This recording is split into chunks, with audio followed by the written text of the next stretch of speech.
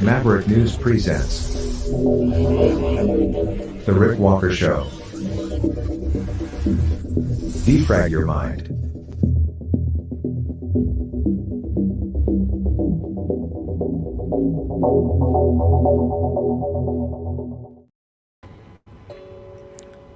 Good evening, everyone.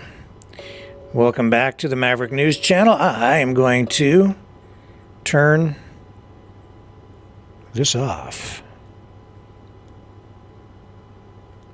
Hang on. Distractions, but we are back tonight, starting an hour later than usual. We have been taking care of some technical things here. I don't know why somebody's calling me right now, but we will get back to them later. So many distractions. Where do I begin tonight? Joe Biden's memory. I almost forgot. That's a big issue tonight. He had a news conference responding to the mounting concern about his cognitive decline. We'll get into it. Justin Trudeau is pretty pissed, he says. His words. Because of cuts by Bell Media, which owns CTV in Canada, laying people off again, even though they're receiving millions of dollars in tax money. We're financing a private media company, and they promised to increase local news coverage. And what did they do? They hacked and slashed. And now JT is fit to be tied. We'll show you his reaction tonight. He also has a reaction to Tucker Carlson's interview of Vladimir Putin last night. A lot of people do. There's been a lot of propaganda surrounding that as well. So we'll touch on that subject, and we'll give you guys a chance to weigh in on the conversation. Going to try the new phone system again and see if we have the technical bugs worked out of it. So there will be a new phone number. In fact, what I'll do is I'll put the phone number on the screen right now, because I like to do, a fair amount of call-in tonight if we can, if everything works.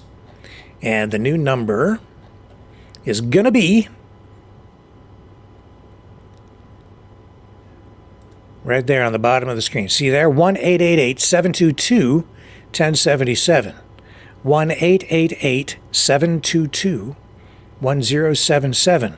I will let that scroll on the bottom of the screen for a little while, because I know some of you probably have a number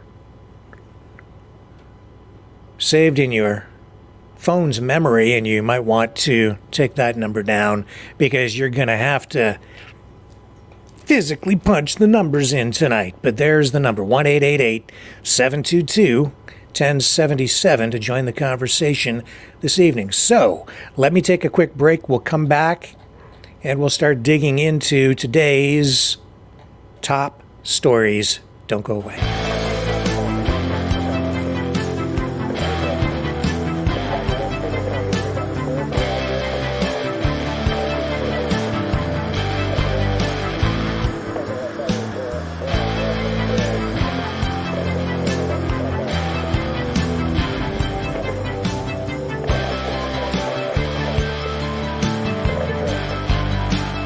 Maverick News.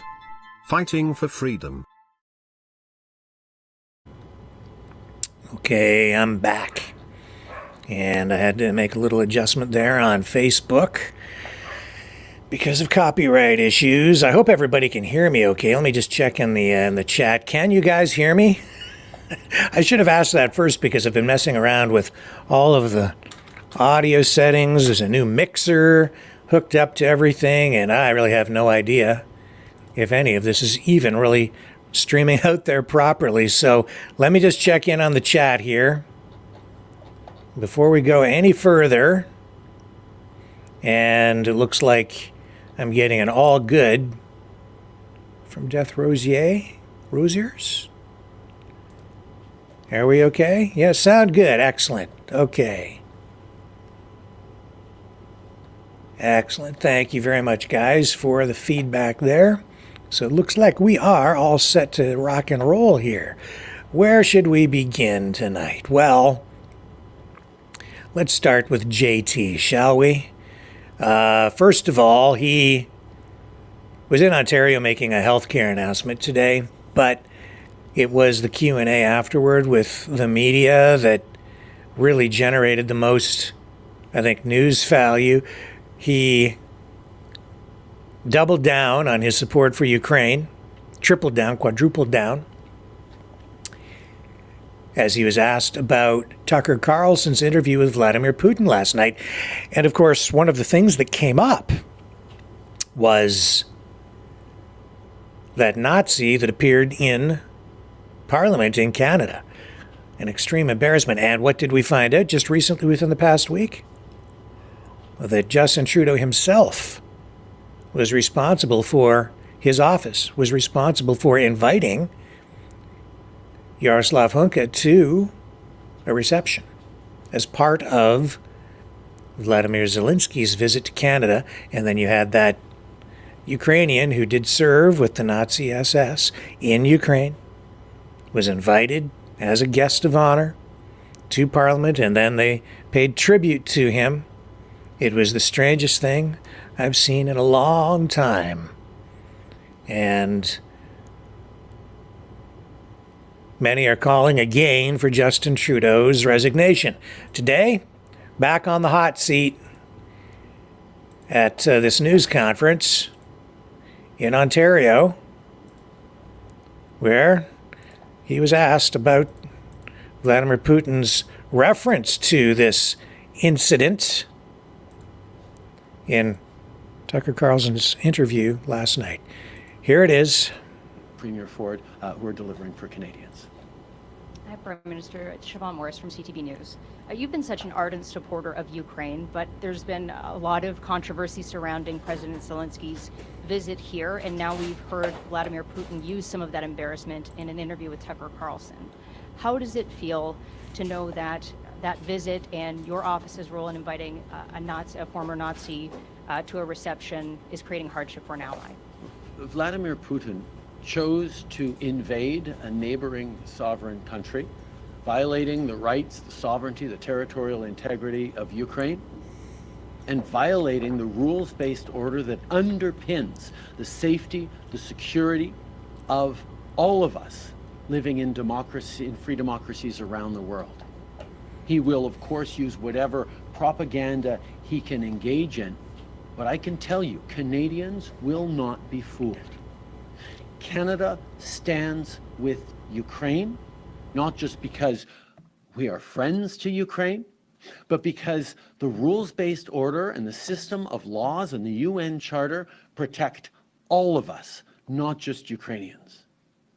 So we will continue to be there with Ukraine for as much as it takes, for as long as it takes. Unfortunately, we see the lengths to which Russian propaganda will go to try and impact public opinion, to try and twist things the way we want to. Unfortunately, we saw recently the Conservative Party of Canada, that is anchored in so many Ukrainian Canadian communities across the prairies, fall prey to Russian disinformation and misinformation and vote against a modernization of a free trade deal with Ukraine that Ukraine desperately needs, that President Zelensky asked us to support, all of us in Parliament, asked us to support so that Ukraine can rebuild and reconstruct and recover when this terrible illegal war by Putin is over. So Putin will try and distract all he likes. And unfortunately, Pierre Poilievre has fallen into his trap. But I can tell you that the Canadian government and Canadians in general will continue to stand for what is right and stand with Ukraine. Hey, good morning.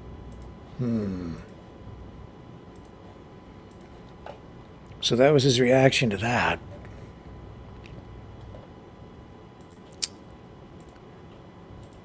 What did we see last night? We saw a lot of there were some surprising things for me. You know, one of the things that really surprised me was Vladimir Putin's reference to Tucker Carlson's desire at one point to work for the CIA.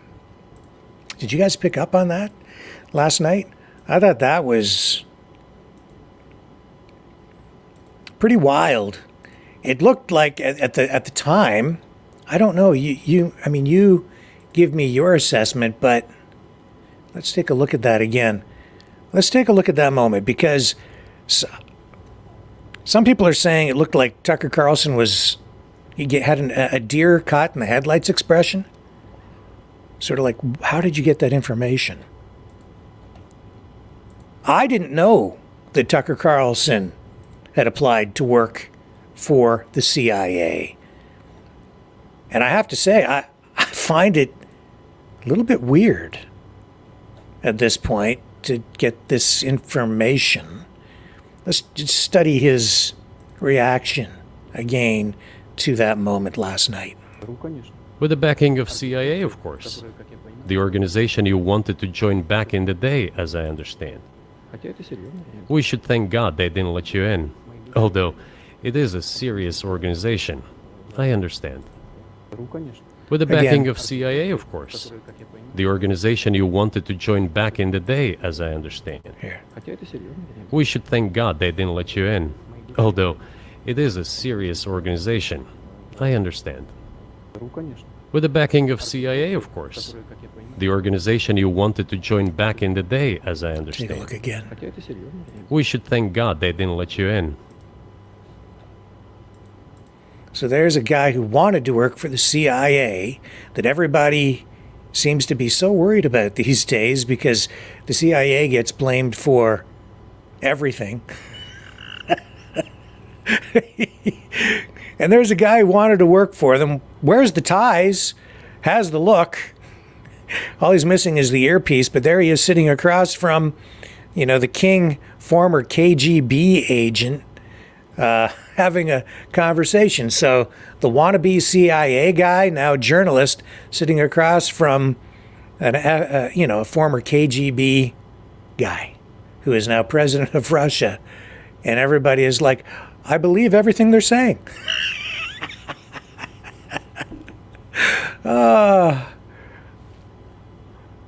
And the thing is, it seems like maybe they are the most trustworthy people to listen to. What a strange time we live in. Wow.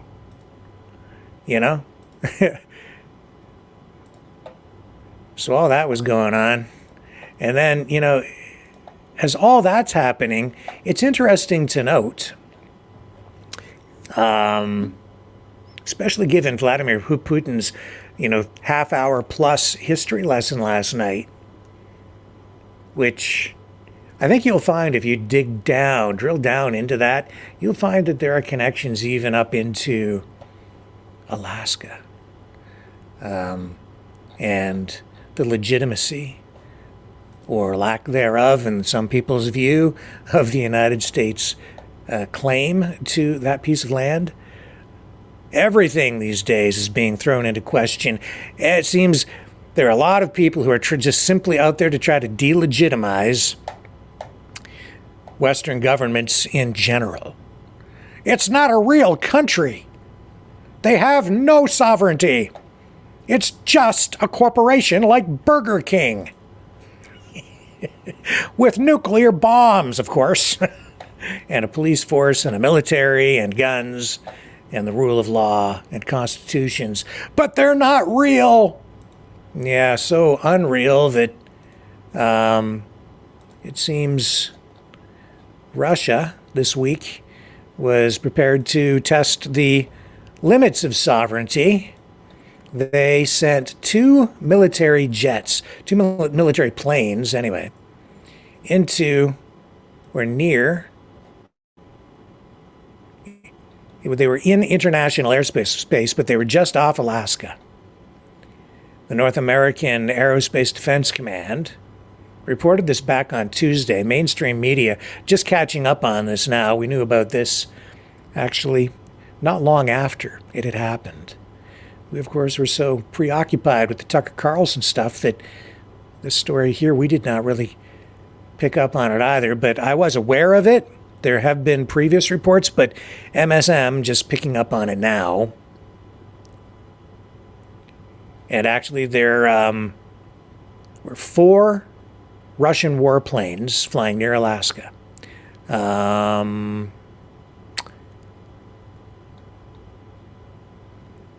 It's an area that stretches about 150 miles off the U.S. coast. It's monitored to provide additional reaction time in case of hostile actions. And in a statement from NORAD, they say the Russian aircraft remained in international airspace and did not enter American or Canadian sovereign airspace. And they went on to say this Russian activity, quote, in the Alaska ADIZ occurs regularly and is not seen as a threat. But it was significant enough that they issued the statement, and media picking up on it. And then Russia did confirm on Wednesday that 2 of its Tu-95 bombers flew over waters near Alaska. They flew for about 9 hours and were escorted by Su-30SM fighter jets. That confirmation coming from the Russian military. And Russia says the flight was carried out in strict accordance with international rules for the use of airspace.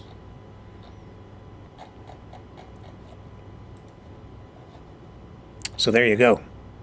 It's just testing, test. Test. That's what it is. Test the boundaries, test the equipment, test the reaction time. Keep everything tuned up and ready to blow at any moment as we see continuing escalation in this worldwide conflict, both kinetically now in Ukraine and Gaza and globally through the information war, propaganda, psyops, and more. Pretty crazy stuff.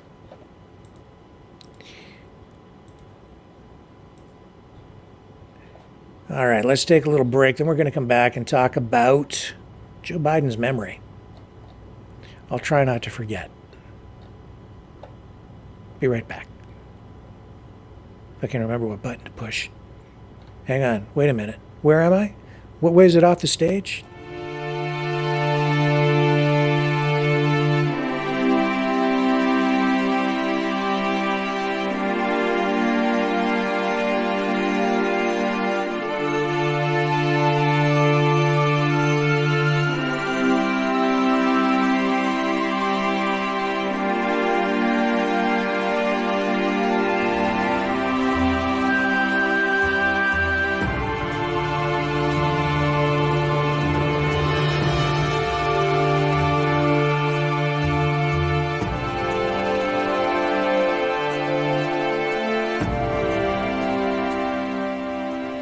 Maverick News.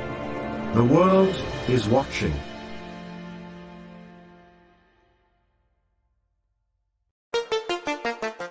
The New World Order. Government overreach.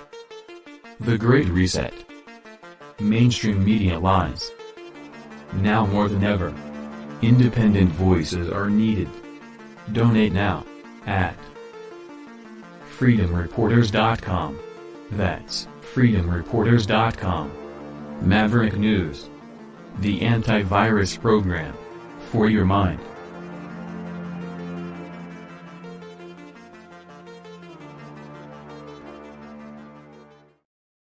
Okay, so Biden, right? This issue of his memory, it all stems from, I mean, it's of public interest because of all the gaffes he's making, because he's fallen down so many times, because he stumbles in most of his speeches. He seems to forget where he is, forget who he is, can't find his way off the stage when he's speaking. And now, his defense counsel citing his memory issues as they go to court seeking to prevent him from being charged for mishandling government documents in a very similar sort of case to what Donald Trump was facing at Mar-a-Lago. But now, New York Congresswoman Claudia Tenney has submitted a letter to Attorney General Garland saying the Biden cabinet, she wants the Biden cabinet to explore the 25th Amendment, unfit to govern the country as president. Federal prosecutors admitting that Joe Biden is unfit for office. She's saying then we need to look at the 25th Amendment. Either that or they need to charge him because of the way he was handling the documents and making waves over on Fox News. Here's the clip. Why it is that you think that it's important now to use the 25th Amendment to try and remove President Biden from office? Well, first, Trace, I just want to say President Biden needs to be charged or he needs to be removed from office under the 25th Amendment. There isn't a middle ground here. And as some of your prior guests have eloquently explained, the prosecutor has made a reasonable case that Joe Biden, and obviously stated that he actually mishandled, disclosed, and improperly used classified materials. He then said, but, we are judging his personality and that we don't think that we can get a jury to come to a conclusion on that, which is really not the standard because he is forgetful and an old man. And he actually also makes a reasonable case that Joe Biden can actually stand trial. So if he can't stand trial, he certainly can't carry out the duties of President of the United States and Commander-in-Chief of our armed forces. So that's why I think it's one or the other. You either have to prosecute him or he has to be removed under the 25th Amendment. That's why I sent this letter that I penned this evening on the breaking news to Merrick Garland. And so we appreciate you highlighting this, but this has become a long time embarrassing situation. Everyone I talk to cringes whenever we see Joe Biden on the TV and he's struggling, he can't remember things. And it's also shocking what John Liu just pointed out, that he's been mishandling classified documents for such a long period of time, and yet there's no decision to prosecute. So prosecutors have an ethical duty not to, there should be equal justice under law. You cannot make distinctions because you don't like somebody's personality and somebody else's, you work for. Yeah. You talk about the letter that you wrote. You sent the letter, as you said, to the Attorney General Merrick Garland, as well as cabinet members, invoking the 25th Amendment. And it reads in part, quoting here, he most assuredly lacks the ability, speaking about the president, to execute his presidential responsibilities. Accordingly, it is incumbent upon you to begin proceedings to remove the president pursuant to the 25th Amendment of the United States Constitution. President Biden needs to be charged or he needs to be removed. There is no middle ground. And what I was captured, and you just kind of alluded to that, is the fact that you're saying there is no middle ground. Either it's you charge him with these documents or something else has to happen. But you can't say he can't go before a jury because he doesn't have the memory to put on a positive defense or a strong defense, and yet he does have the mental acuity to be in the Oval Office for 5 more years. Well, that's exactly it, Trace. If he's not competent to stand trial, which is a reasonable assessment, which they seem to be alluding to, the special counsel, her, then how can he be president of the United States? How can he be competent enough under the 25th Amendment? This is exactly the moment that the 25th Amendment was created for someone who literally cannot carry out the responsibilities. And when you look back and see some of the sensitive documents that he's had in his flimsy garage, with very little security, versus what we've seen President Trump holding, in Mar-a-Lago with the constant Secret Service looking over it. And as you distinguished before, Trace, the difference between the President of the United States, who has more immunities than the Vice President or a senator, those are the reasons. And that's why you can't have it one way or another. You either remove him or you charge him. It's got to be one or the other. I just want to play this because this is from former federal prosecutor Andy McCarthy, who's a contributor for us, but he talked about the 25th Amendment today. To me, I want to play that and get your quick response to this. Watch. As you read the report, I can't help but say it sure looks like there's enough here to invoke the 25th Amendment. And I know that's not what he's looking at, what his purpose is, but his fitness for office is a major issue here. Yeah, the interesting thing there is Mark Thiessen, who was down in the right-hand corner, Congresswoman, his eyes kind of lit up because he knows Andy McCarthy just doesn't say things willy-nilly. Andy McCarthy is very thoughtful and very thought out when he makes these kinds of comments, so it says something. Your final comments on this? Yeah, I agree, and I wish I had seen it earlier. I didn't realize that Andy McCarthy had said that, but he's obviously a respected legal mind. Look, this is really important that people see that we treat all justice the same. And it's really important that they don't see one standard for another and one for another person just because, as I said, their personality or the position they're in. And that's what the people rely on. We rely on our equal justice, and that's something that is revered in our system. And so I'm hoping that that Merrick Garland follows through on this and talks to the cabinet officials, and we follow through. Yeah, we will see if this gains any traction at all. Congresswoman, we appreciate you coming on the show as always. Thank you. Okay, so that was the deal over at Fox News. And this was Peter Doocy. He was on fire today during this briefing at the White House,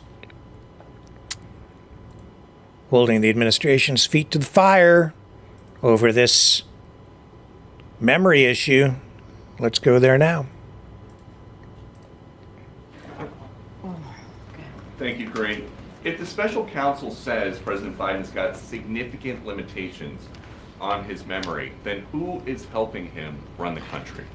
The President of the United States runs the country. The Commander-in-Chief runs the country. How can he be trusted with the nuclear codes if, I get that you're saying that nobody in the building would say that he's got an issue with his memory, but just a little part of what we get to see, he's made mistake after mistake after mistake after mistake on camera this week. So I'm going to be very clear here. The reality is that report, that part of the report, does not live in reality. It just doesn't. So the special counsel is lying about the president's memory. It was gratuitous. You heard from Ian Sams, my colleague. It is unacceptable, and it does not live in reality. That is just the facts. And look, it is a closed case. That is what the special counsel said. And what matters is that the president in the last 3 years has delivered on the economy, has delivered on health care, has turned this country around after the last president left us with an economy that was in a tailspin. That's what we were dealing with. That's what we were dealing with. If you think about the world leaders and issues that have been going on in this country for the past 2-3 years, not in this country, in the world, right? When you think about Ukraine, the president was able to bring together NATO allies. They've been the strongest that they've ever been, and make sure that we are providing what Ukraine, the brave people of Ukraine, need as they're fighting aggression, Putin's aggression. And that is what this president has been able to do. His experience as former senator, as former vice president, and now president, has gotten us to a place where we've been able to turn things around in a way that we meet the needs of the American people, whether it's domestic issues or national security issues. And that is what matters. That part of the report does not live in reality. Bye, everybody. Have a great... The end for today. Ouch. It's tough being Joe Biden. And it continues with an actual face-off at a news conference with President Biden, Doocy, and check it out. He's like, watch this. I don't need his recommendation. It's totally How bad is your memory, and can you continue as president? My memory is so bad I let you speak. I don't need his recommendation. It's totally How bad is your memory, and can you continue as president? My memory is so bad I let you speak. I don't... Oh my. Contrast that to the interview last night with Putin, right? Quite a bit different. What else do we have here? Oh, yes.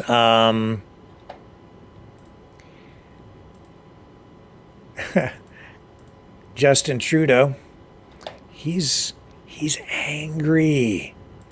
Yeah, the company that owns CTV News in Canada is Bell Media, and they own, oh my, it's got to be half of all the media properties in the country. They're that big.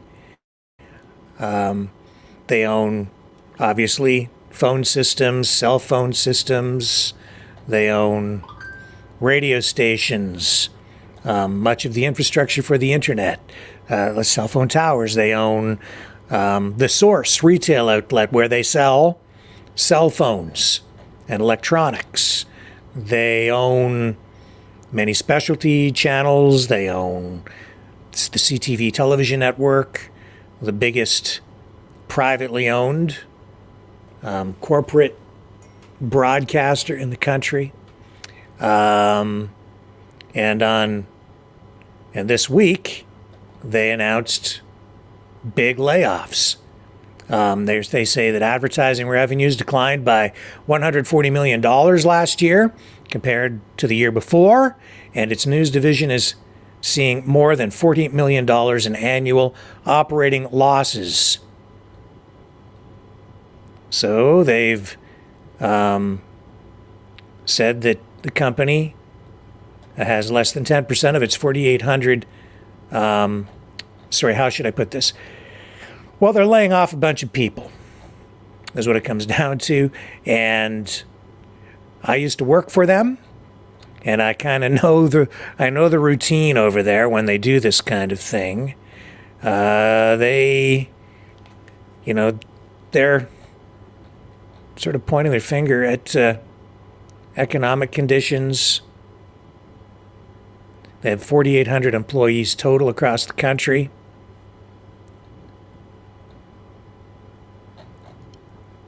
And Prime Minister Trudeau is upset because Bell is ending multiple television newscasts and making other programming cuts.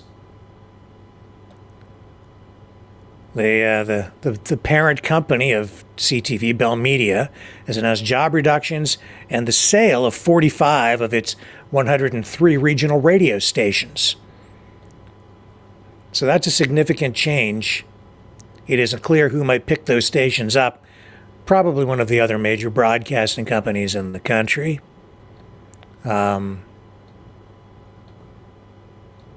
This should make for interesting conversation, I think. Especially, I can't wait until people call in and tell me how they think that who owns all the media.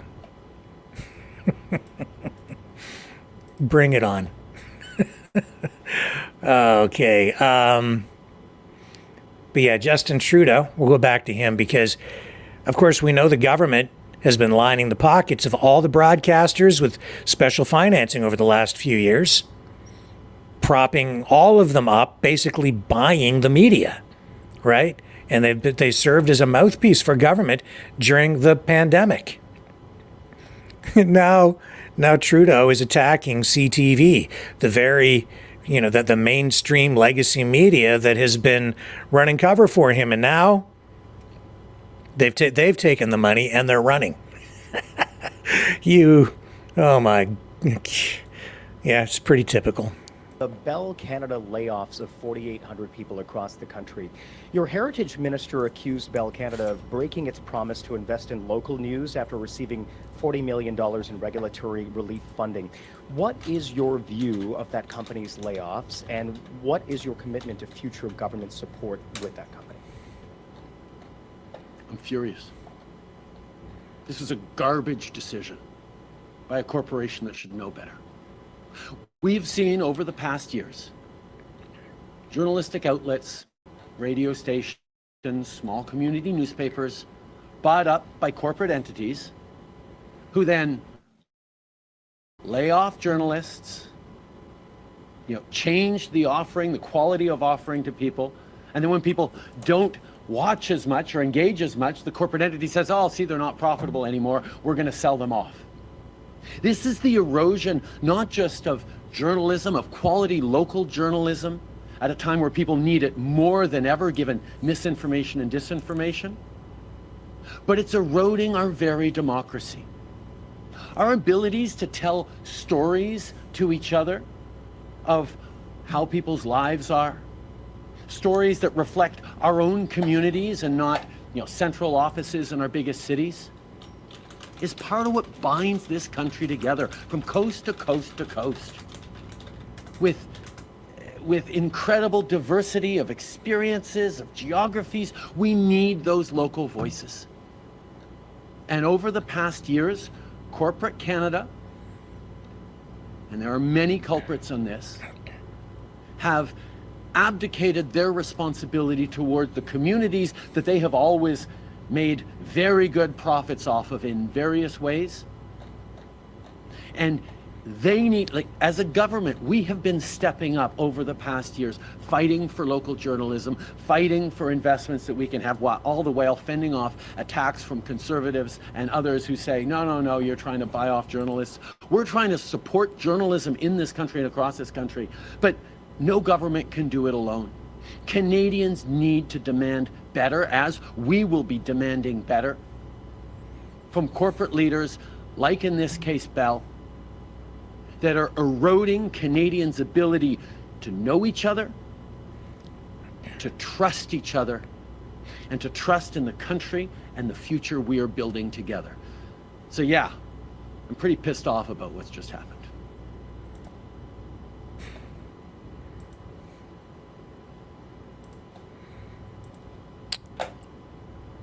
Well, was that money well spent, JT? And I kind of butchered the numbers there as I was ad-libbing that on the fly. So Bell owns so much. It's not just broadcasting companies. They own, print media. They own, cell phone infrastructure. They're the phone company, and they're a vertically integrated corporation. So they own cell phone companies. Like, they own their own cell phone companies like Bell. They also own companies like Virgin.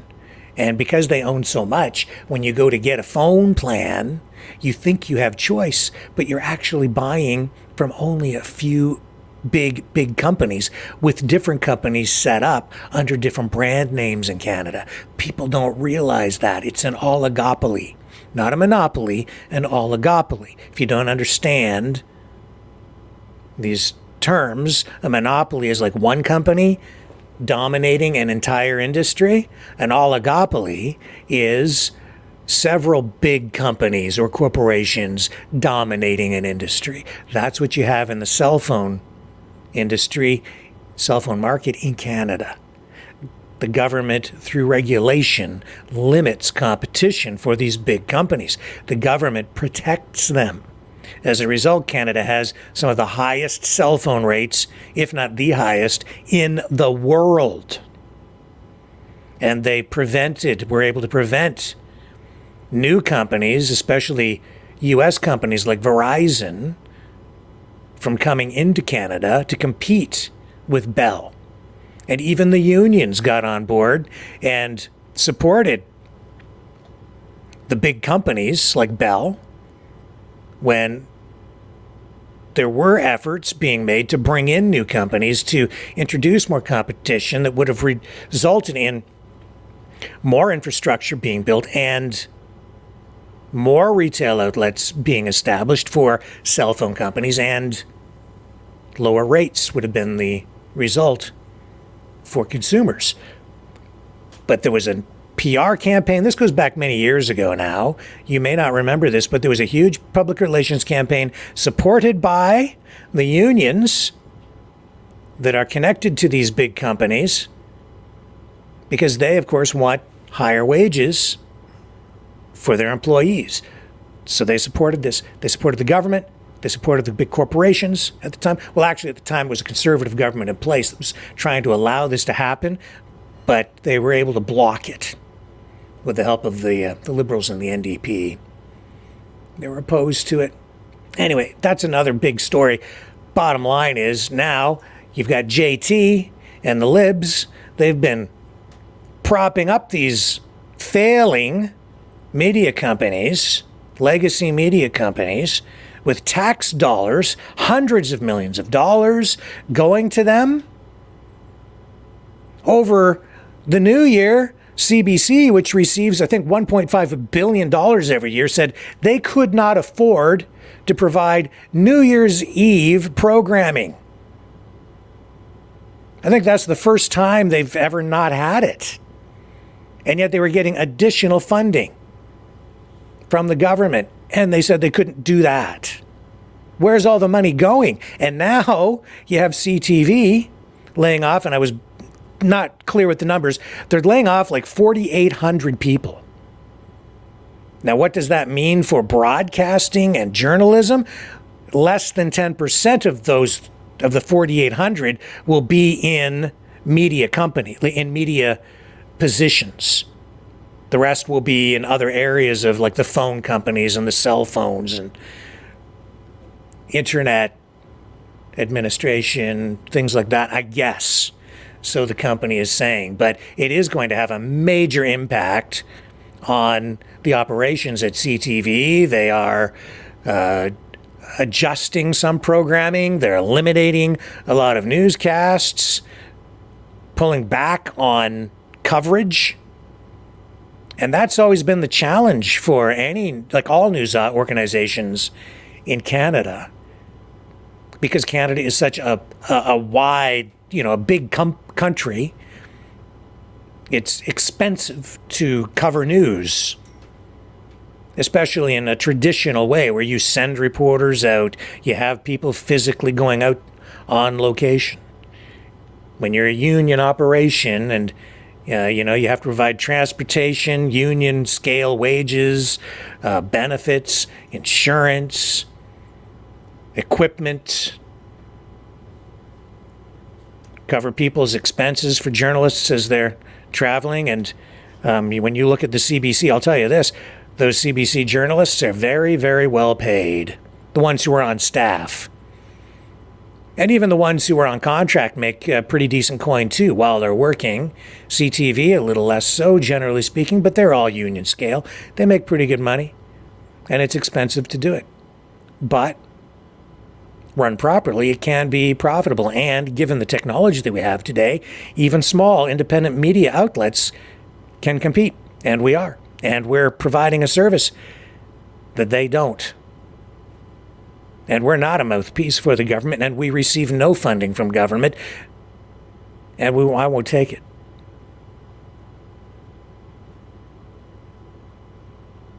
Because you can't accept government money and remain objective. In fact, I've turned advertising down here just from private companies for fear of even having the appearance of being biased in some way or beholden to some advertising, some company that might be involved in a business that I'm sitting here thinking maybe that's too close to the news that we cover every day. So I'm not saying we wouldn't have sponsors. We certainly will. If something appropriate comes along, we would look at it, but only if it's something that is not linked to stories that we actually cover. So trying to be very careful about that here, because you not only need to be impartial, you need to, the perception has to be there as well, because the perception is the reality, right? For people, if they think you're compromised, if you think that I'm compromised, then I might as well be compromised because you don't trust me. So I need to be very careful about what I do, how I conduct myself, where I accept funds from. And that's why I don't want the government money. And those mainstream media outlets should not have been accepting government money either, really. Government should get out of the media business as far as I am concerned. At least the news business. Now, if you want to provide, certain services to people in parts of the country, especially areas of the country where it's remote and it's difficult to get to those communities, I can understand why you would provide some services in some of those areas. Or, I could see tax breaks for certain situations, but not direct payments where journalism is required, political journalism. It's inappropriate. And now, even after dumping all that money in, here's Bell Media saying, we just can't afford to do it. Just going to have to lay people off. All these people. This is the biggest layoff in over 30 years at the company. It's massive. That's a lot of people.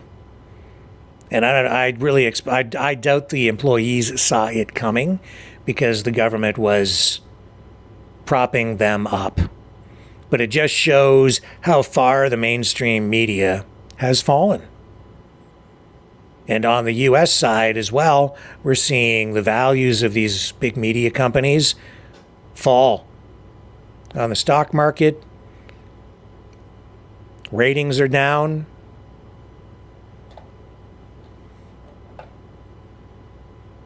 It's a changing world, a changing media landscape. And even through all of that, here I sit with the only support that we have for this channel coming from you guys. And we're still here providing a service now. There's absolutely a need for more journalists out there.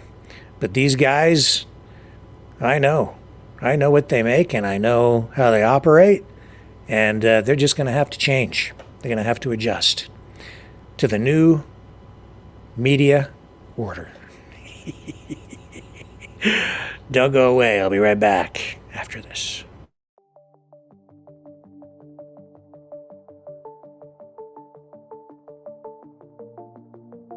Greetings, brave Mavericks. Our quest for truth continues.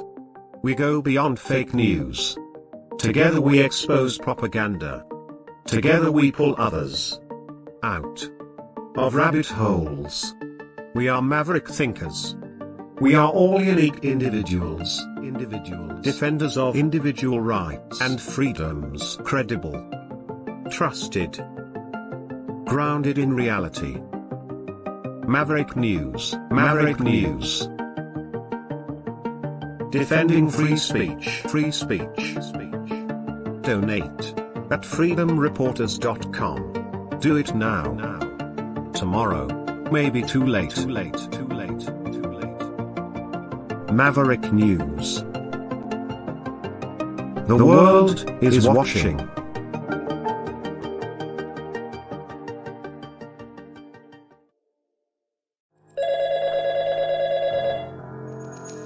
Feel the vibrations.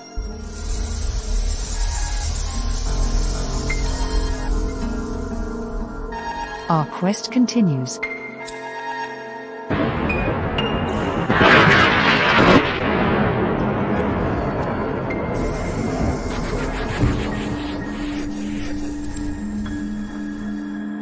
The truth is out there.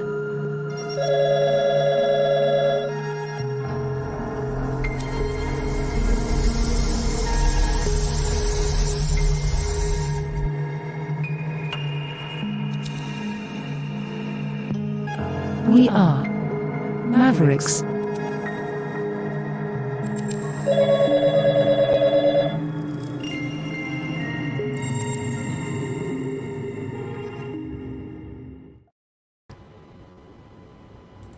Okay, I'm back, and there was a plane crash in Florida. Has been. A private jet on I-75 in Naples. Apparently it's a Bombardier Challenger 604. I believe at least two people have been killed. See if I can get you the latest information here, but I have video Let's cue this up here. This is fresh today. Tragic.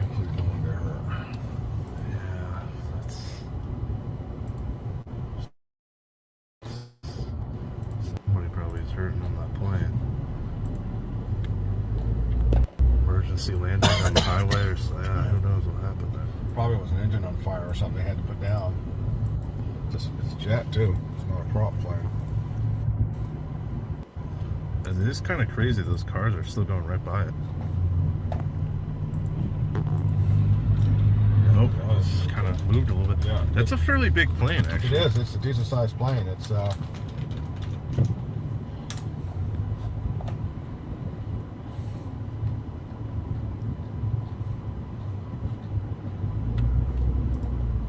Somebody telling people to stay. Oh man, gee. Yeah. So, I do know that, 2 people were killed in that crash. It was attempting to make an emergency landing on I-75 in southwest Florida. It hit a vehicle, brought traffic to a halt, and as you saw, huge black plume of smoke rising into the sky. It happened near the Pine Ridge Road exit at Collier County, just north of where the interstate heads toward Fort Lauderdale, into what is known there as Alligator Alley.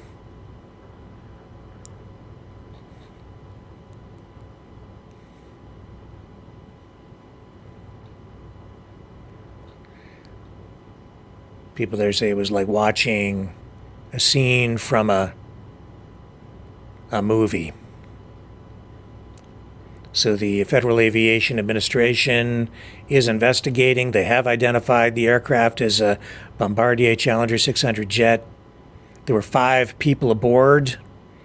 This happened around 3:15 p.m. It took off from an airport in Columbus, Ohio. It was headed to Naples.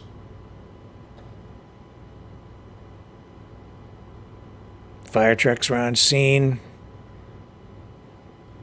3 of the people aboard have been taken to hospital, and 2 others have been killed. Now, let's see if this phone system's going to work tonight, guys. I've got the system cranked up here, so we should be good to go. And eager to find out if the audio system is working as it's supposed to this evening. We'll give this a shot. And I'm going to run the promo. So there's the number to call, 1-888-722-1077. 1-888-722-1077. Join the conversation. Call 1-888-722-1071. That's 1-888-722-1071. Be a maverick. Exercise your right to free speech.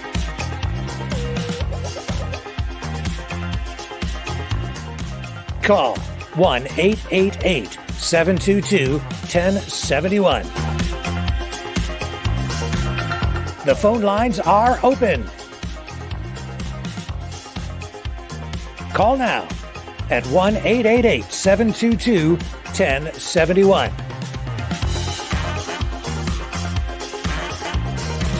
Maverick News. Call now. The world is watching and listening to you.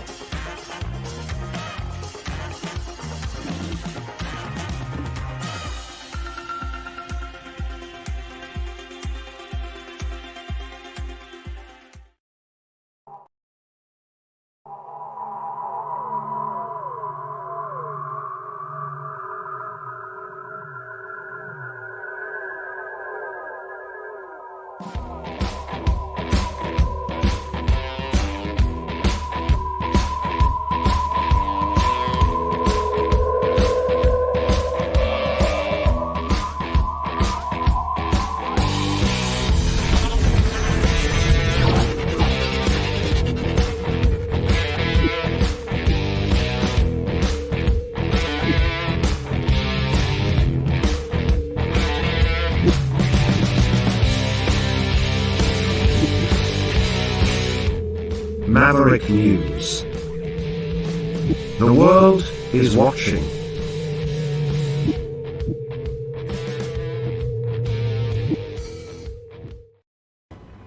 Okay, again, the number to call 1-888-722-1077. I'll put the other banner up here, and let's see if we can get this first caller of the night up. It looked like we had a call. We did have a call coming in. Not sure if it worked. I heard the ring, and then it looks like maybe they hung up. Try again at 1-888-722-1071. And I'll get the other banner up, as I said. Here we go. First caller of the night. Who's on the line? Go ahead. That's Steve from Simcoe, Ontario. Hello, how are you? Let me see if I can get... pull that down. Get your audio up. Can you hear me okay, Steve? Excellent. So what's on your mind tonight? And let me just dip into the chat here as well to see if people can hear you okay.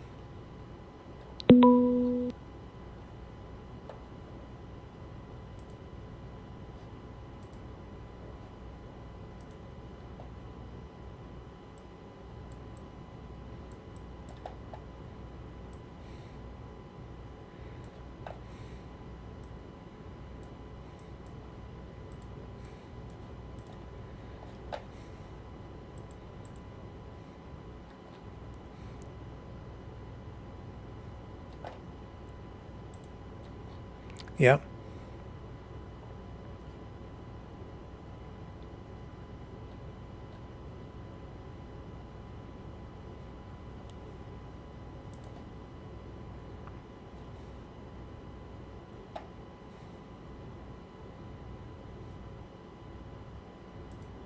Yeah.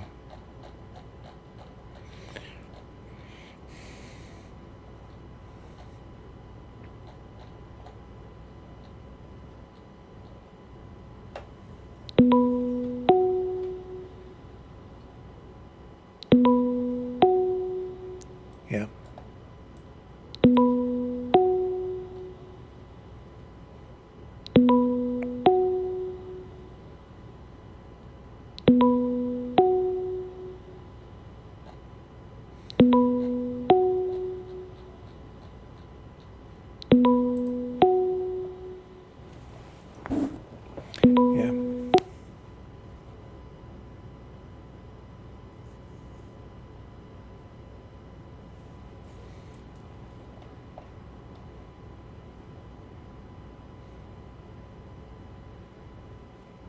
Yeah, well, I hear what you're saying. I don't think the war ever had to happen. It, mhm.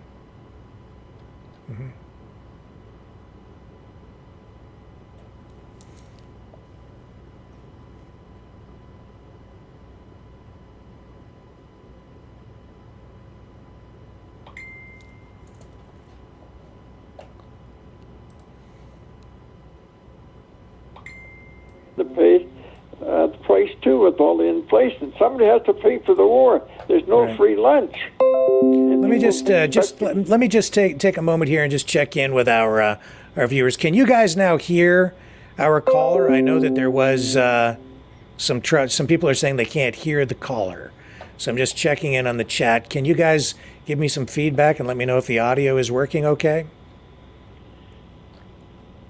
Sound is a check mark there. Can you guys hear him now? And can you just say something now, Steve? Yeah, I can go back to the interview from last night. I said I lost you people about 38 minutes into your program. Then I had to scramble over the Rumble try to find you. Right. Yeah. Yeah, we had some trouble with our feed. They kicked us off YouTube twice. They've essentially destroyed with restrictions now on one of our main channels over there, which we'll probably never get back. They didn't like us running that interview last night, so they've hit us with a bunch of strikes, and so we're banned off one of our main channels now. The other ones are still okay, but the one they've basically destroyed it. YouTube did, and so that'll be the end of that, I think. I guess we have bad umpires. They're paid by somebody to be bad. They can't call balls and strikes the right way. Yeah. This is very sad. It's un-Canadian, it's unconstitutional, or whatever you want to call it. It's just a moronic idea to shut people up. You can never shut the truth down. The truth will always come out. When you start the lie, all you do is pile more lies on top of lies. But the truth, there's only one thing, that's the truth. I live by the truth every day of the week. And you have a lot more success. I'm 89 years old. I'm happy about being 89. I hear you. Yeah. Hang on a second here. I think I'm still trying to learn how to drive this phone system. So we have 2 callers up right now. Do we have both of you on the line or just one of you? Do we have our new caller from London, Ontario on? Or are you still there, Steve? Are you speaking to me, Rick? I am indeed. Yes, I am. I think I flipped over to your call by accident, but you go right ahead. You still talking to Steve? I can wait. Well, let me just see here. I'm going to swap back to Steve. Hang on. Say one thing. Canadians got to sharpen up and take note of what's going on in our country. It's a beautiful country. I'm so sad at what's happening now. Yeah. It's just terrible. Well, I'm afraid that this is going to escalate in a way that we're going to end up losing the country because of the stupidity of our politicians who have led us down this path of destruction. And I think they're really, terrible. Yeah, they're terrible. They're only in it for the dollar. Yeah. Like the NDP, especially, they backstab all these people. They're working class people. I used to be secretary of a union for so many years, and I know what the union code was. You supported your workers. Mm-hmm. We supported the NDP at that time. We had some good guys like Jack Clayton and all that, but now we don't have good leaders. So everybody's left that party, anybody with brains. I just have to go back to the far right, which I didn't really want to do. The Liberal Party at one time was a good party, but now with this leader now, it's terrible. Yeah, well, the NDP really is not a party of the workers anymore. No, that's right. That's what he said. They backstab their own people by supporting Trudeau. Yeah. We should have had election. Yeah, they're really a party now of that focuses on cultural issues. Social engineering, not so much on the interests of workers at all, in my view. It's odd because I see more concern for working people coming from the Conservatives these days than I do from the NDP. Yeah, another thing that we're really doing badly is we're too much immigration. Like, I can understand what's happening down in Texas there. The Texans just say that enough is enough, and they got the backing of 25 more states. They just can't afford any more people in that country. It will create chaos beyond belief. Yeah, then that border issue is really now tied to what's going on in Ukraine because the Republicans have said, if the Democrats don't give them what they want and hold the line, if you will, at the border, on the southern border, then they won't support any additional funding for the war in Ukraine. So it's very strange how, well, not strange, but it is unusual how these issues have begun to merge together. Immigration, the border, the war in Ukraine, the war in Gaza, it's all intertwined. They don't want people to have any say into anything. Just stand back and watch. Yeah. No, that's not right. We have to have a voice in this matter. I agree with that. The people need to have more of a say, especially when it comes to something like war. We had that trucker protest. It was the best thing we ever had in this country. Now it's passed over to in Europe. You see all those farmers over there. They're pretty irate. Yes. You got tractors all over the place and cow manure spread all over the place, and they're letting the government know they're not happy. Yeah. And any government like the German government that then stood by and let the Americans blow up that NORAD pipeline, and they keep saying, well, we have to have expensive gas. No, Russia says the other pipeline's still ready to go. All you got to do is open up the tap. And they don't want to open up the tap. They want to keep people paying. They're all in on us to make money. They don't care about the people. When you put the wrong people in, this is what you get. Hang on here a second, Steve. I have to put another call on hold. They make money. They don't care about the people. And we'll come back to you there. Is that you, Steve? Yes, it is. Yeah, I'm back to Yes, you. I So can, I've got I can let you. I'll let you go if you want to talk to somebody else. Yeah, we've got them stacked up now. So I probably used up my time. Okay. Great call. Bye-bye. Thank you, sir. Appreciate you phoning in tonight. Look forward to the next call from you. Thank you so And much. all right, take care. And Bye-bye. let's go to London, Ontario. Hello, how are you? I'm fine. How are you tonight, Rick? It's Isabel. Oh, very nice to hear from you again. I'm a little stressed just because I'm trying to figure out how to operate all this new stuff on the screen. And I'm like, this is the first time out, so it's like, I don't know if this is going to work or not. But at least we have some audio up, so we're halfway home anyway. So what are you thinking I know tonight? people are mentioning the number on the bottom of your screen is wrong. Oh, is it? 722. Yeah, oh, it yes, comes it in is. as 1077 Oh, and not yes. 1071. So when we call it, it's Blue Cross Health. Oh, that's why I'm getting these messages coming in. I'm like, what are you talking about, Blue Cross Health? And I'm like, I see some messages coming in, but I'm trying to do all this stuff on the fly. Okay, I'll fix that. Thank you. See, that's okay. That's my old bent arthritic fingers trying to type stuff out on the keyboard, and I make lots of typos these days. I was a super fast typer in my day, and a little slower these days in my old age. But there you go. And In your old age. Oh, my Yeah. God. You're just a puppy. You're just a puppy. Oh, yeah? Tell that to my bones in the morning. Oh, yeah, but it's not. They all say we get to the golden years. No, it's rust. That's what it is. The It's rusty definite- years. It's rust years. Hang on, I got to put no, this when call you on hold. Hang mentioned- on. Golden years? Oops, there we go. No, it's There we go. We're back to you. Sorry about that, okay. Isabel. Go ahead. When you brought up that little item about poor little Trudeau, he's pissed. So now it's his turn. He gets censored now, like he's been doing to us. Oh. Well, it's like he still owns them basically with all the money, right? Even though they're selling off, like the money will just go to the new owners of the company, the stations, I guess. Who wants to buy a radio station? They're up for grabs. Yeah. Let's auction them off. Yeah, well, they're up for sale. 45 of them across the country. And it was nice to see his reaction. I'm going, oh, now it's your turn. We've been pissed for 3-4 years. Now it's your turn.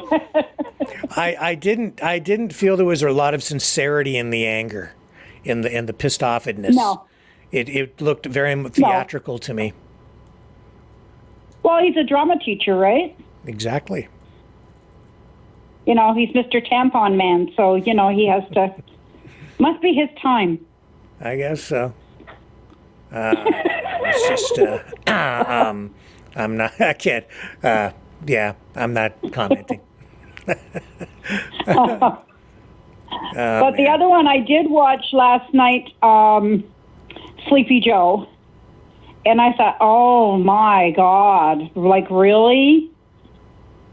I mean, I'm with those people on Fox where it's either charge him or get rid of him. Yeah. Because I can't see any other way around it for the States. Like, it's crazy. Hang on a second here. I need to make sure I get this call coming in. No, they hung up again. Strange. Anyway. Oh. That's okay. Keep on talking. We're going to keep going. I'm still learning how to drive this machine. I don't know how to. I don't know. How Oh, to that operate makes the two of us. I have to learn too. Stressful. And my kids will say, well, just do this, just do that. Yeah, okay, whatever. If I knew where it was, I wouldn't ask you. So, yeah, But Joe, yeah, old Sleepy Joe, as Trump would put it, you know, it's concerning to me because this guy literally walks around. They follow the guy around with the football, right? And he doesn't seem to know whether he's coming or going half the time. So, scares the living daylights out of me. It does me too. And somebody put, I don't know, I can't remember who it was, but in the chat, somebody was saying they basically have to keep an eye on him because he wanders around the White House naked in the middle of the night. Oh my God, that would be a nightmare. Just thinking about it scares me. Scares me. Yeah, it's the fact that the way his mentality is declining. Yeah.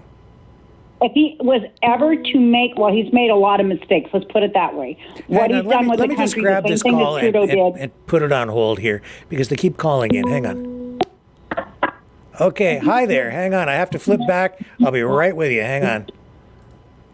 Okay, we're back to you, Isabel. Sorry.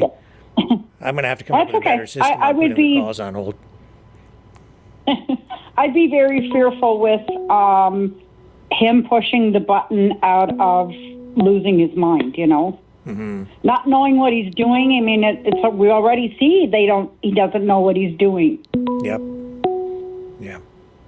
And yet, like they said, you know, you got Jill behind him, but somebody else is pushing the strings because there's no way that guy knows what time of day it is. Right. And what about the Tucker Carlson interview last night? What are your thoughts on that? I loved that. I mean, I wish he would have asked maybe different kinds of questions. But the fact that he actually got an interview with Putin, that was awesome. And I know that's irritated the Democrats in the States, I mean, immensely. They don't want him to go there and get the truth. But listening to him talk to Putin, now Putin can't be that much younger than Biden, but his faculties are all there. Yeah.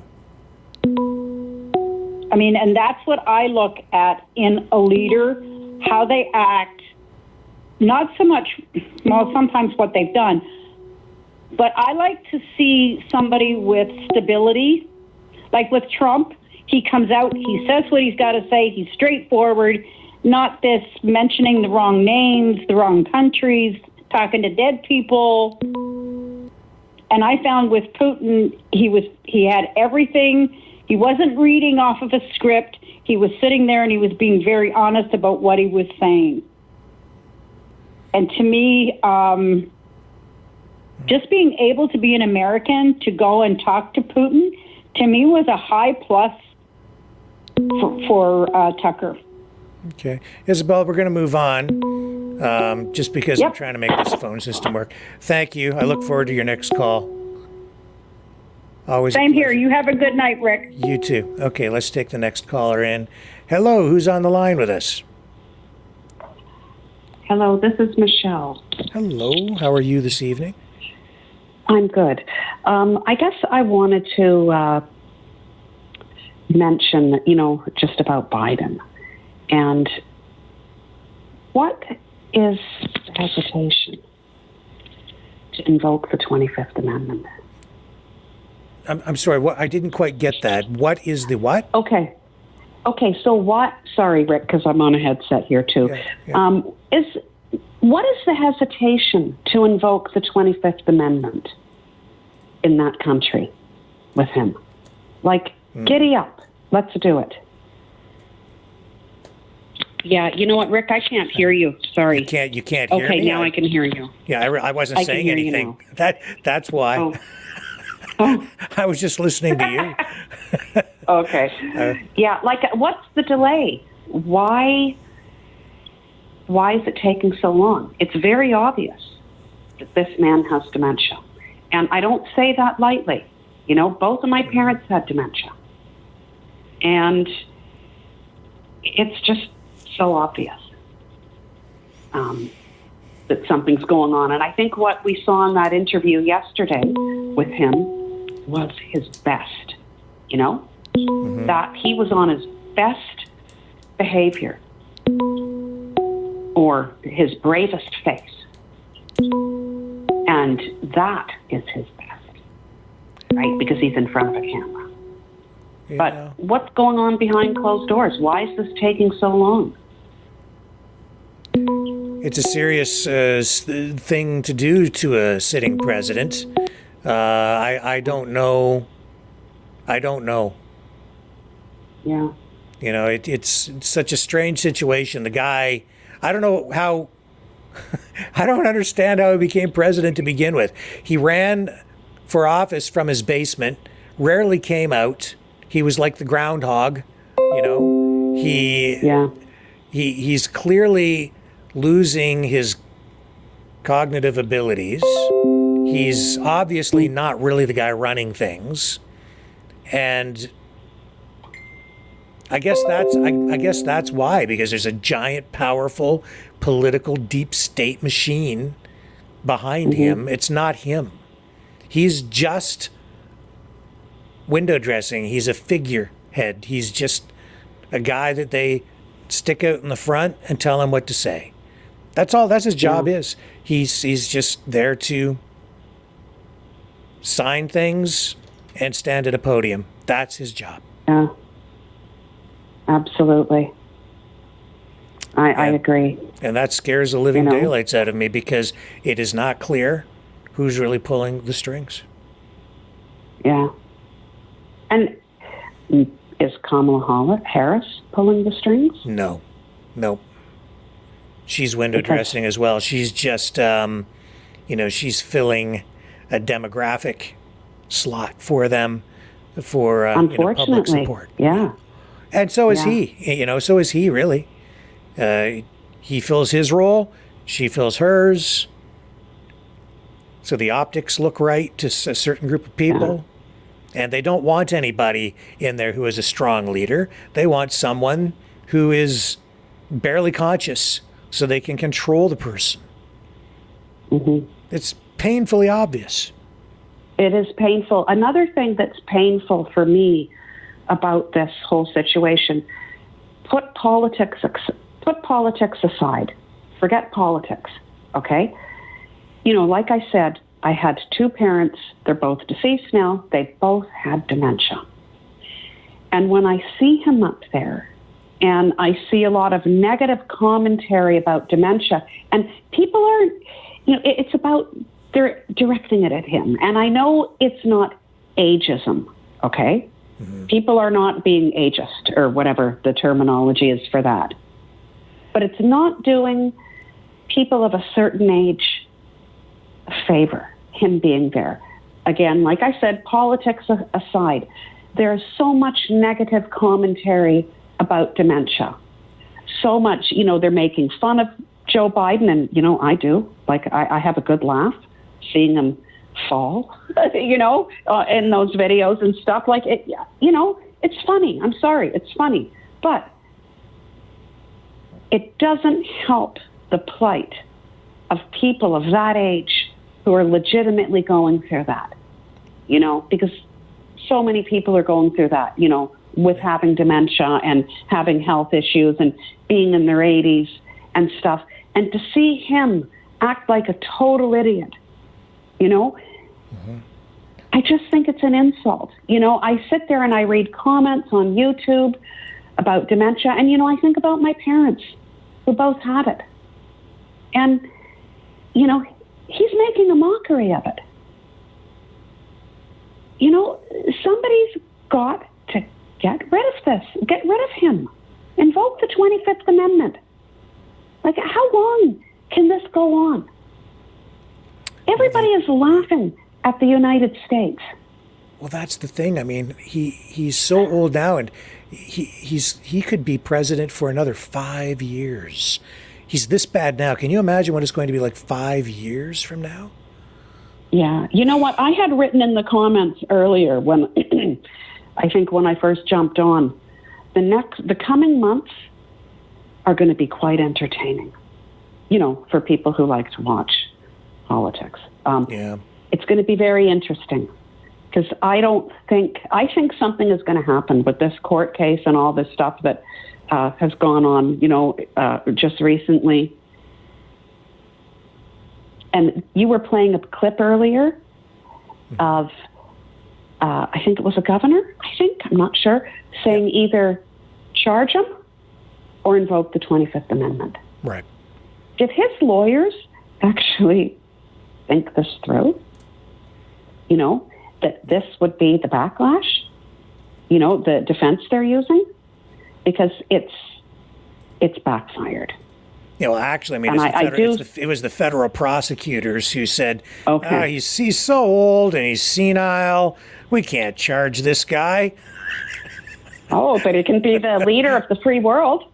Yes, that's right. But he can run the country. I wouldn't trust Joe Biden to run a McDonald's or a corner store. Could you imagine leaving your personal family business in that guy's hands? Yeah, Joe, I'll be back in a couple hours. Take care of the shop, will you? Okay. You come back, the till would be empty. The building would be on fire. The place would be looted. Do you think his grandchildren are left with him? I don't know the ages of his grandchildren. Of course, I know he has one he doesn't acknowledge. Mm-hmm. But would they be left with him? Would they be left with him? With him. Yeah, you babysit. He's a grandfather. I see what you're saying. He's a grandfather. I wouldn't. Would they be left alone with him? I wouldn't leave my dog with the guy. Yeah. Yeah. No. I don't know. It's heartbreaking. On the other, the other side of it that I was mentioning, the not political side. Yeah. It's heartbreaking. It is. And come on, do something about it. Get rid of them. Let's go.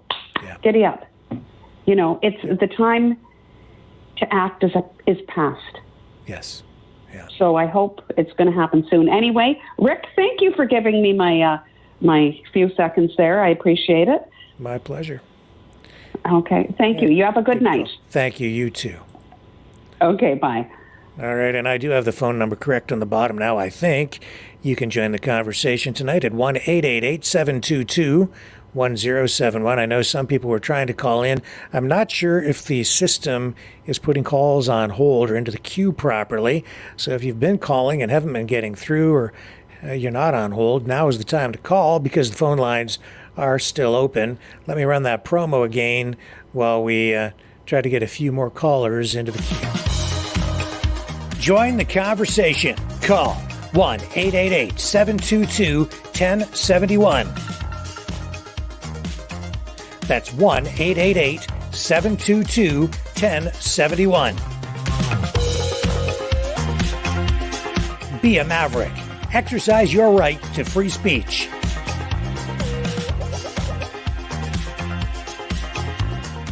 Call 1-888-722-1071. The phone lines are open. Call now at 1-888-722-1071.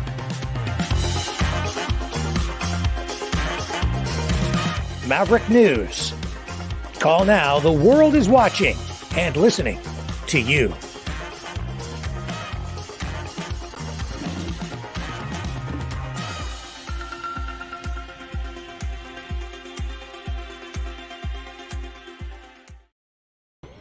Okay, we're back, and I think we have another caller on the line. Who's with us now? I'm Danielle from Quebec, Potion 13 on the chat. I just wanted to tell you that we hear a doorbell like once in a while when you get a call or something. Yeah, that's the phone system letting us know that there are other callers trying to call in. So that's one of those little technical things I have to work out. First time out for the new phone system. Thank you.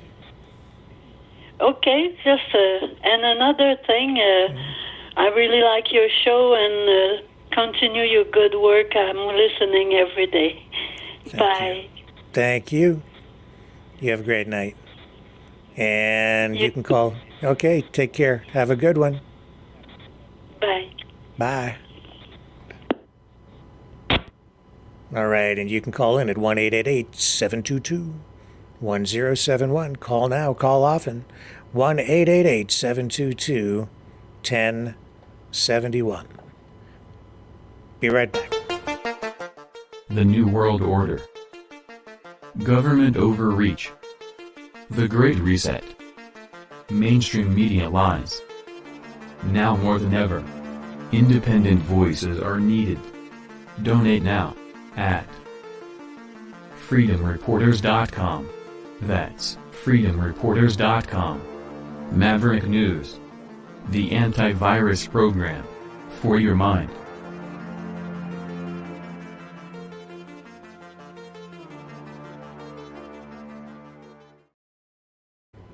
And while we wait for the calls to propagate in the new phone system, which is not putting people into the queue properly tonight, just a reminder that you can support the program by donating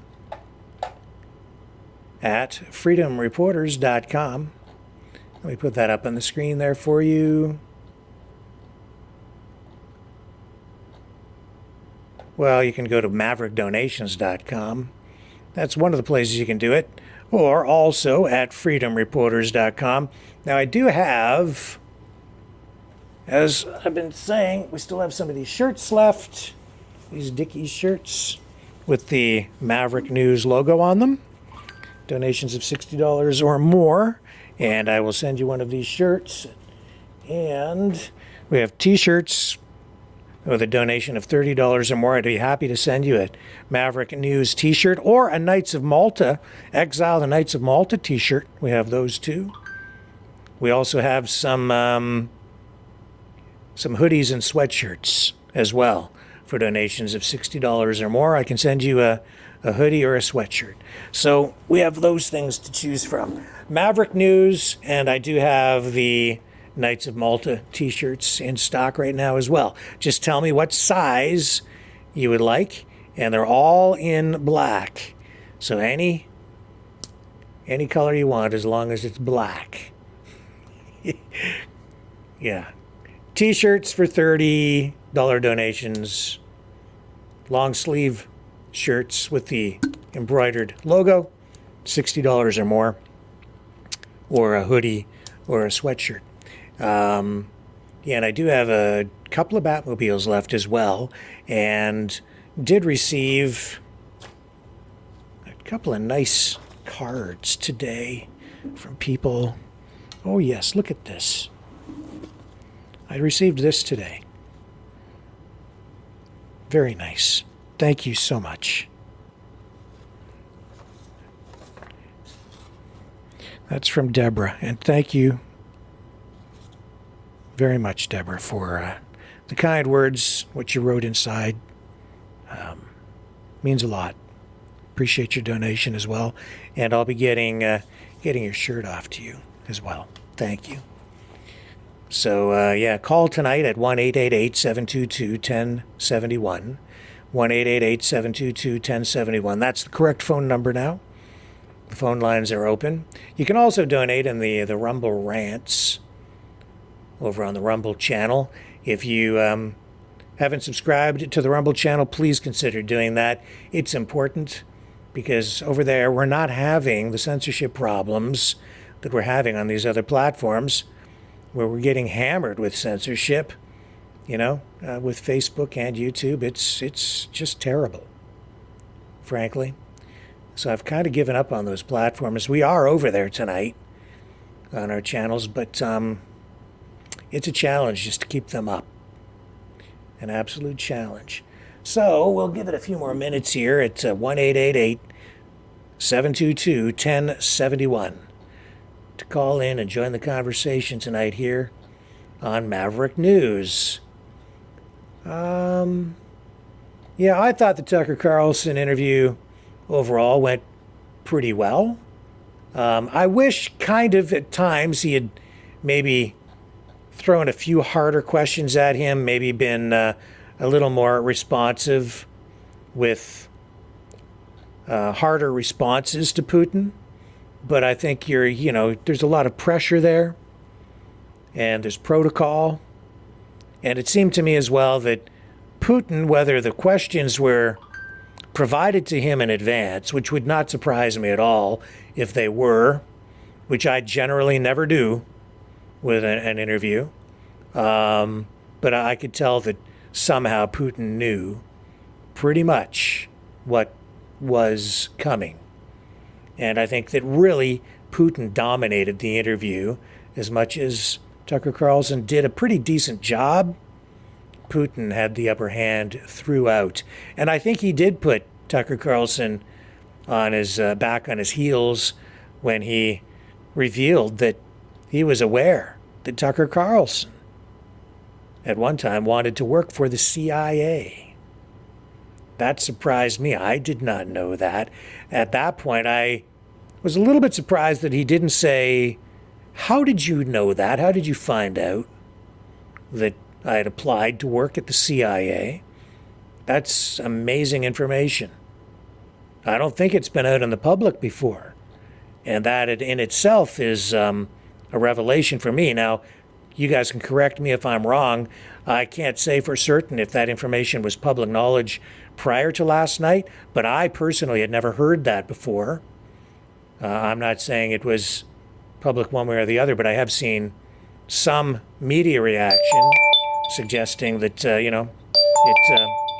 it was a surprise. It seemed to be a surprise to Tucker Carlson as well. Okay, let's go to our next caller. Hello, somebody from Peterborough. Who's this? Hey, Rick, it's Sandy. Well, hello, Sandy. Long time no hear from. Hello. Hello. Oh, my. Yeah, somebody's been messing with me. I know. Yeah. I know. It's been a week, right? It has been one of those weeks, yes. Yes. Yeah. So your last caller about Biden, I totally agree with her. Yeah, you have concerns about Joe Biden and his competence, his ability to run the country. Yeah. Absolutely. How old is the guy? He's like, what, 80-something? Yeah, he's in his 80s. Well, let's see some young people run for president. Yeah. And I don't want to see Tucker Carlson in there.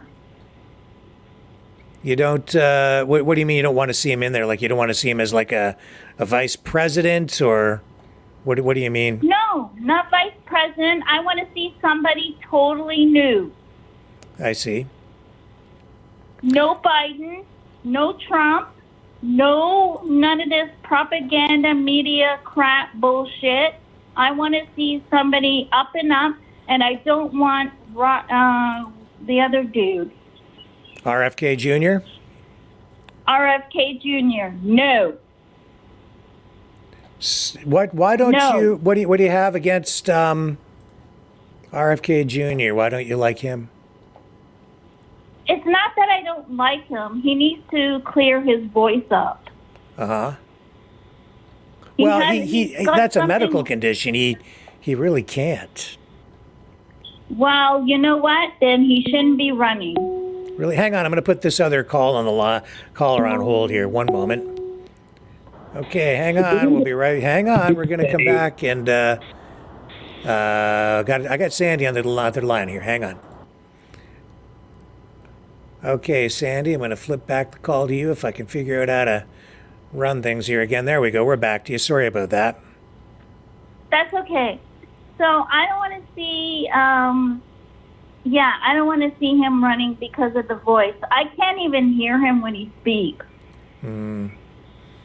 It is, it is unfortunately a liability for him, I think. But, there's really nothing he can do about it. I don't think there's anything he can do. Other than he shouldn't be even advocating. He shouldn't even be trying to advocate. He should be taking care of his voice first. He is a good man, I'm not saying that he's not, but he is a good man, and he needs to take care of his voice, and he needs to man up and get it done. And if he does run, I will vote for him, but I'm not American yet. Yet? I see. You're moving to the States, are you? Or you I'm have moved? planning on it. You know what? I'm so tired of this country and the red tape going on in this country, and I think Leo would agree with me. Mm-hmm. You know what? I'm in a small town, and I see people shooting up on my street. Shooting up, like what, with heroin and stuff like that? Heroin, opioids, fentanyl, it's everywhere. Wow. It's happening everywhere. And I'm told I'm not alone. And it scares me. I left my property the other day, and I was bombarded by somebody with schizophrenia. Uh-huh. And it scared me. I wanted to go home. Wow. Well, yeah, I know the drug issue is huge in the U.S. and in Canada. It's claiming a lot of lives. I think that it's a combination of problems that has started with, too much tolerance in our society for drug use in general, and then you've got, the government taking a soft touch with a lot of this stuff. You have foreign governments trying to flood the country with things like fentanyl, and it's deadly. And the cartels. Yeah, and the cartels, and it's deadly. And it's coming from the borders of U.S. I plan on going to the border soon. I can't even go yet because I haven't done my passport. Yeah. I'm scared. Well, I don't know. As much as we see that the news is depressing and there are bad things happening out there, when I go outside, as I did today, and the weather was just beautiful here. I know. It felt like May today. Oh, yes, it did. It was incredibly, sunny. And amazing. I love it. Yeah, me too. I can't complain at all. And you know what? My body feels winter, but today it felt like May. Yeah. Yeah. I couldn't believe it today. Again, another beautiful day, and I'm like, bring it on, Mother Nature, because I'm all for this. And I was breathing deep and sucking in that oxygen as I went out a few times. Suck in the fresh air, honey. Yes, that's right. And bask in that sunshine. Soak it all up. Gorgeous day. I walk every day. I'm 57, and I walk every day, and there's not a day that does not go by that I'm going outside. Weather permitting, I'm out there, and I'm walking it. So, you know what, Sandy? Amen. As bad as things seem to be getting, when I go outside, there is no Joe Biden with me. There's no Justin Trudeau. There's no New World Order.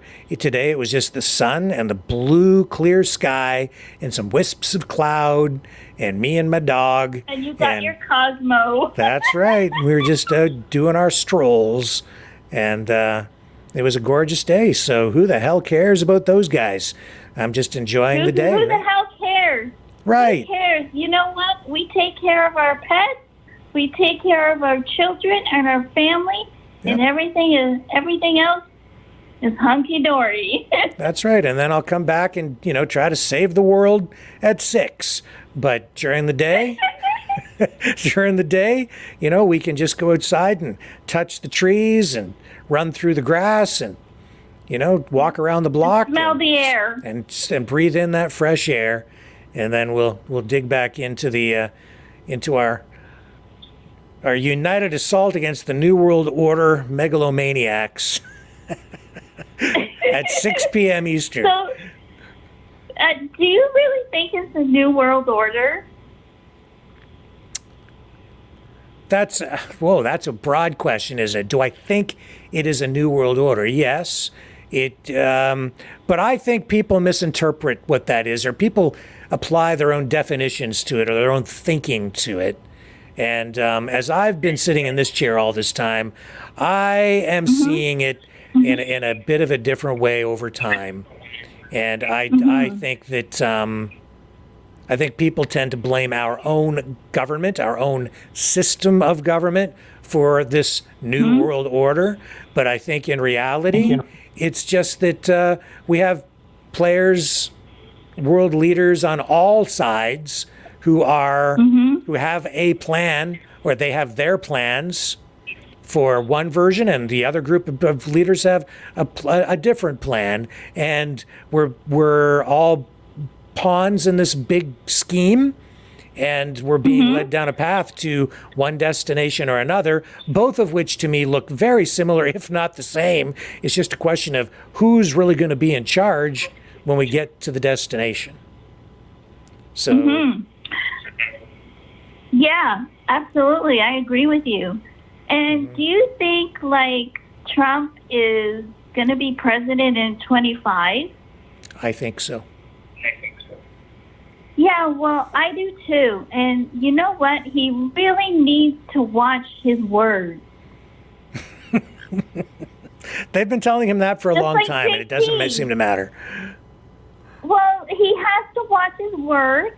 And if he does run again, well, you know what? No one is perfect. No one.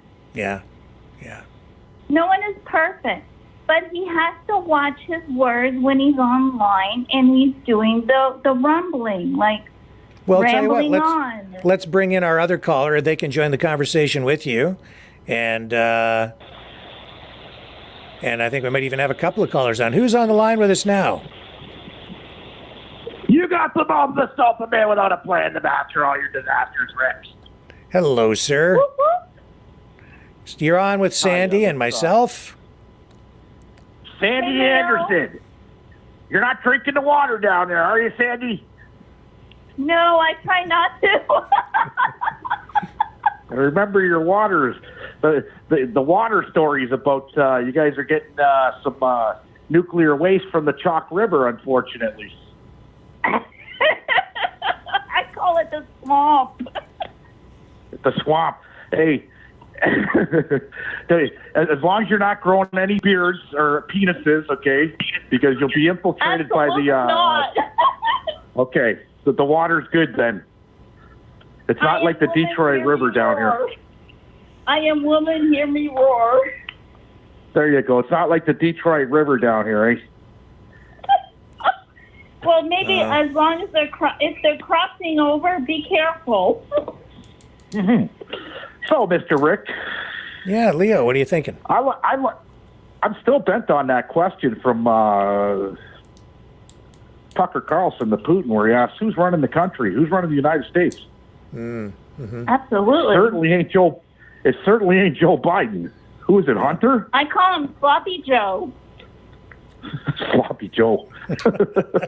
Not to make fun of the guy, but you know what? I could smell a con from miles away, buddy. Okay. Now there's a guy in New York City. His name was Chin Gigante, a mobster. Okay, that was looking at life in prison, but all of a sudden he came down with this illness and he walked around the streets of New York in a robe. True story. Okay. Walked around in the streets and mumbled to himself. Okay. And the FBI were watching him the whole time. He beat all the charges till finally they caught out that it was a plan, okay, to try and beat the system.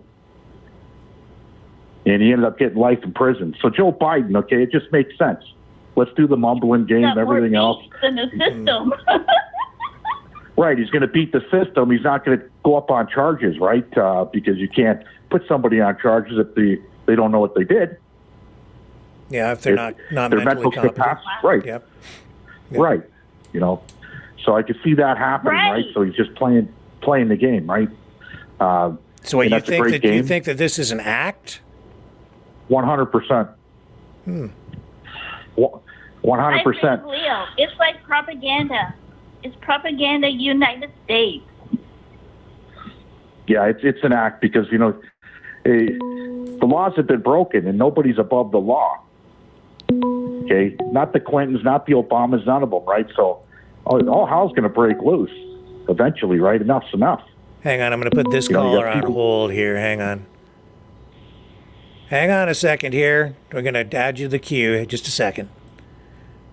All right, let's bring this guy in too.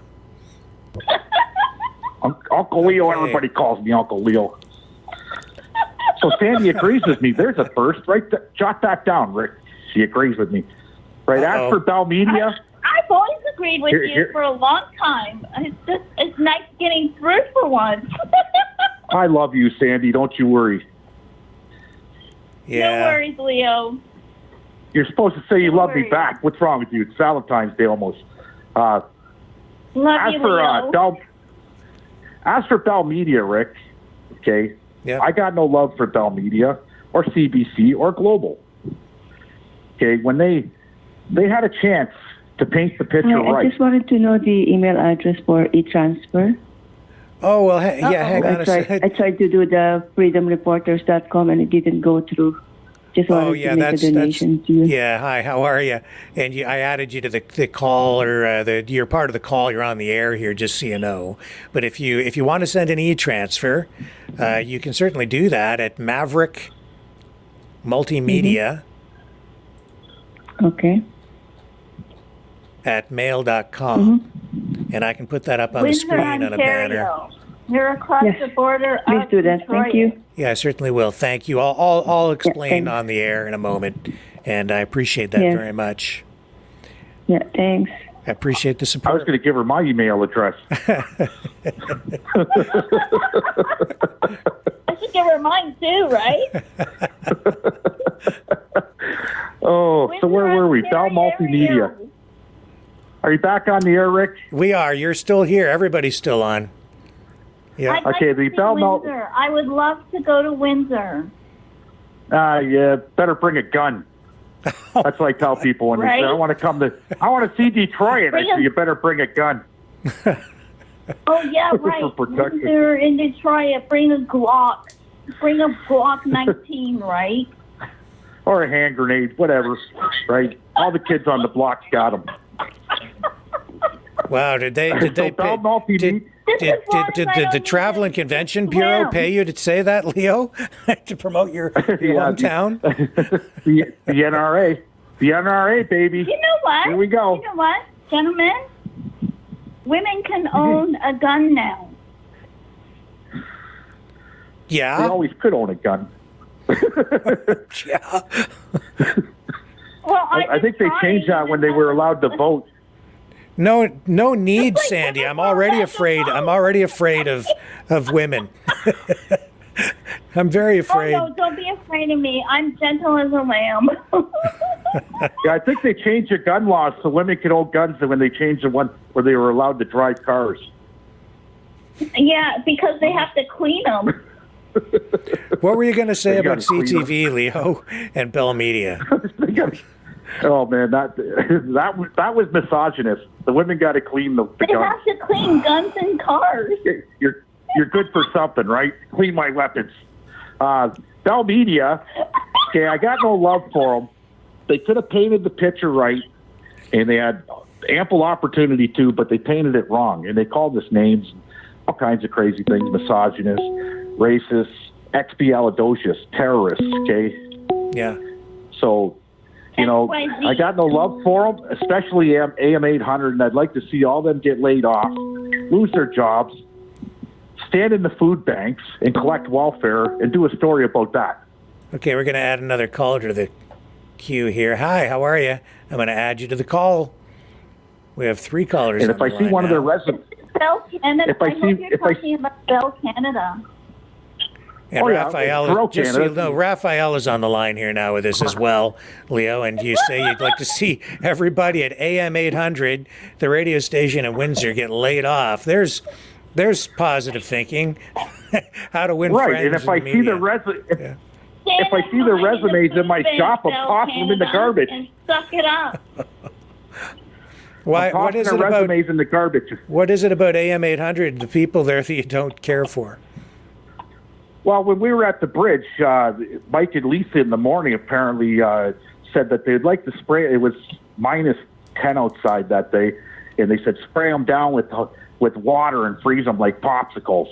Oh my! Okay, the people that were protesting, right? So, yeah, no, that's what they said right on the radio, and I laughed about it, right? And they said especially that Leo I got the recording. I'll send it to you. Okay, especially that Leo guy. They pointed me out. So you know what? If I see any of their stinking resumes at my shop, it's going in the garbage. They're a bunch of bums. They'll never be able to do what I do, and I'm not going to give them the ample opportunity. Yeah. Well, I know that Dan McDonald said some pretty terrible things, during the pandemic about people who didn't get vaccinated. Really, really, really awful things about people. He said he's transgender. My landlord. He's 100%. Go flip burgers at Burger King and raise your damn kids. Huh. So you got Raphael on the line. You got Leonardo. Where's the rest of the Ninja Turtles? And you got Sandy Ninja Turtle. Are you there, Raphael? Is that who's on the line with us? Yes, I am there. One thing I would like to say, man, nice panel. I really enjoyed. One thing I would like to say. Yesterday, I listened to Putin's speech, and I would like to say something and ask you to take your opinion. Leo, I could talk to you all night. Hang on, Sandy. Let Raphael finish his thought here. Okay. When I was in the U.S. Marines, if an officer looked at me and said, "Don't you have anything better to do with your time?" This is not a compliment. This is not something you take lightly. When Putin, in that speech, he not only he said, "You are United States. You are like, what are you doing here? 11,000 miles from your country." And he says, "With your economy in shambles," he said, "Don't you have anything to do with your time?" See, this is not something light. This is a threat. But I see nobody pay attention to that. But for me, as a military guy, if the officer take his time to tell you, to come to you and say, "Don't you have anything to do?" This man, he's telling you, "Get out of here, go find something to do," or "I will find something for you to do." So I don't know if I listen too much. So I would like to hear your opinion. Thank you, guys. Sure. Good point, Raphael. Great point. But the same thing reverses. Thank you. Same thing reverses if the Russians came 8,000 miles to Cuba. Wouldn't they have something better else to do with their time? Yeah. Well, I think that we need to remember here that, for me, this is a no-win situation because our leaders have gotten us into a terrible situation, into conflicts that didn't need to happen, and the United States, through Biden's incompetent foreign policy, that's what's led to this, and economic policies, frankly, and but at the same time, Russia is not really our friend. Because we're at war with them. I don't fault Vladimir Putin for doing anything that he is doing. He's just doing what the leader of a country at war with us would do. But there's no question. Rick, do you like Putin? I think he's a very strong leader. I think he's very competent. But I also recognize that he's the leader of a country that, frankly, we are at war with. Now, I don't want to be at war with them. But we are. And if we lose these wars, especially the war in Gaza, we are all going to pay a very, very high price in terms of our standard of living, our way of life, our culture, everything. And in fact, I think our country is in danger of of breaking apart, splitting up.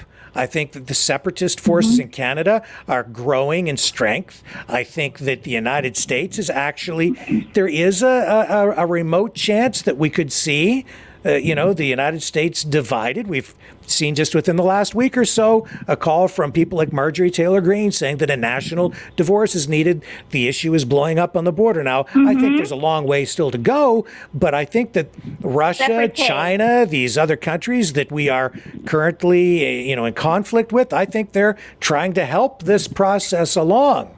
And there's more going on behind the scenes than most people realize. I think that there's a real danger there, and these other foreign countries are absolutely involved. I think Putin should be president of the United States. You see, now there, Sandy, is exactly what I'm talking about. People think that the CIA is the king of the information war. Mm-hmm. I'm telling you, no. The Russians are, and you just proved it for me by saying what you just said. People in this country are rooting for the other side. I've never seen anything like it.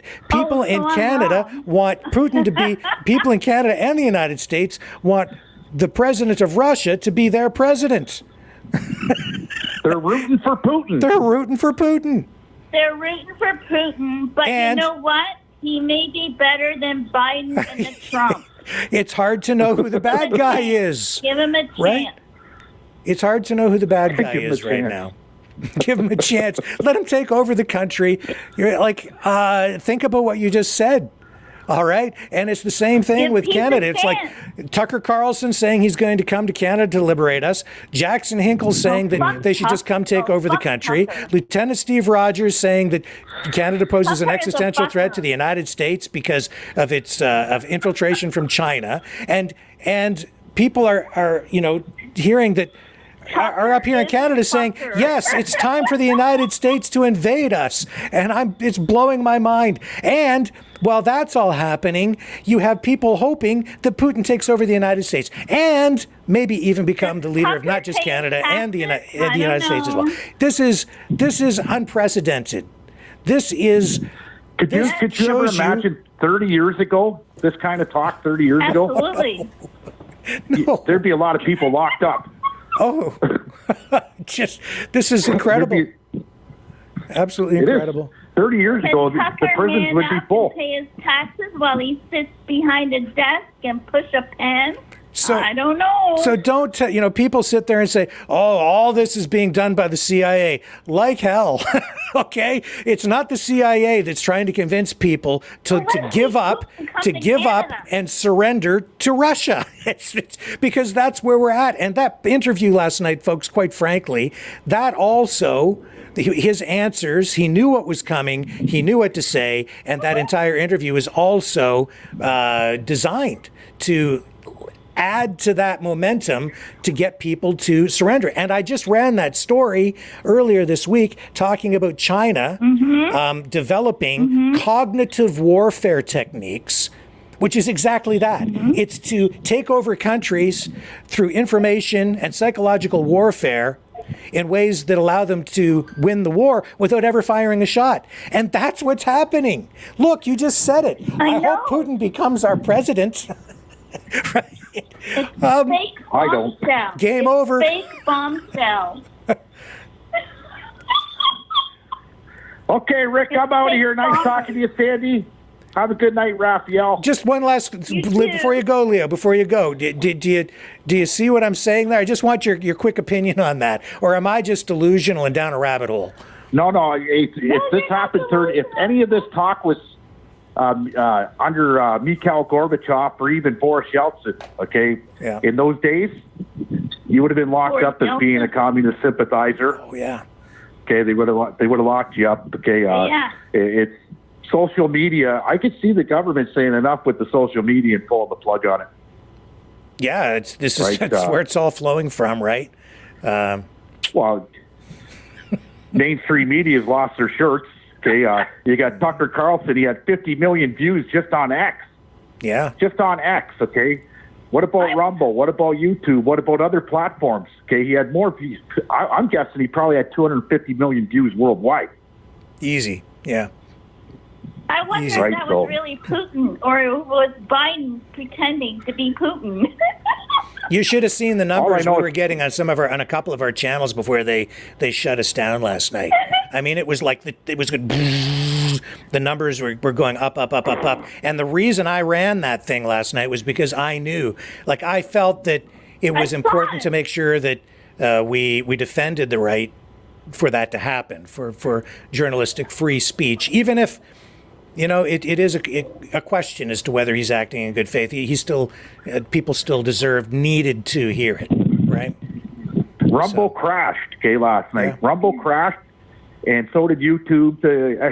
A lot of platforms crashed last night because there's so many people viewing it. Yeah. Now, if you were smart people, listen to me. Okay, you know GameStop. Remember GameStop? How people made money? You go look at Rumble stock right now. I think it's about $7.90 US a share. Okay. Wow. Get in because I'm telling you, Rumble's it's gonna be huge. Yeah. As long as the government keeps its fingers out of it enough that they don't force a layer of censorship onto it that just turns it into another YouTube. But right now, yeah. It's still cheap to buy that share. I'm jumping on it. I've had enough. You know what I mean? I'm going to buy myself a few $1,000s worth of shares on it and see where it goes because, look at YouTube. Teach me, brother. They shot themselves in the foot over at Facebook and YouTube with all these rules and censorship because Facebook is losing, its inventory, which is people. Did you hear the scandal of Mark Zuckerberg? Which one? Yeah, right? Yeah, they're losing their shirts. Right now. Yeah. And by rights, they should, okay? TikTok, right all of them. On, right fucking on. Look how much a share is for Meta. Look how much a share is for YouTube, okay? Instagram. Fucking court now. Rumble's cheap right now, and I'm telling you, it's not going to be cheap for long. You get GameStop, that shit all day long. Yeah, well, Meta shares right now are selling for $468 US. Right, so you get a Rumble. What's Rumble? $7.90, right? I checked the ticker yesterday. So Rumble is $7.89. That's what I say. Yep. Fuck it. There you go. Huge. It's going to go. Yeah. That's cheap. That's considered penny stock, okay? Yeah. When you look at the blue chips out there, that's penny stock, $7.80. Yeah, because Rumble is, it's really growing and growing. Now, see, Alphabet, which is Google, $150 US a share. And you know what Google does? Google transfers scandals over to Facebook. What? I'm getting away from all of it. I'm staying on Rumble. Just say it. With that being said, Rick, I got to go do some shit tonight. Okay, sir. You have a good night at work. Adios, bud. All right, see you. Bye. Yeah. You too, Leo. Bye-bye. Bye. Okay, Sandy, it's about that time of night, so I'm going to talk to you all night, Rick. Wow. You have yourself a love interest of some kind, I think. So what I'll do is it's huge. Is it? Yep. Yeah. Do you know Good for you. FBI investigation works with Google? No doubt. And the CIA. No doubt. The Biden administration.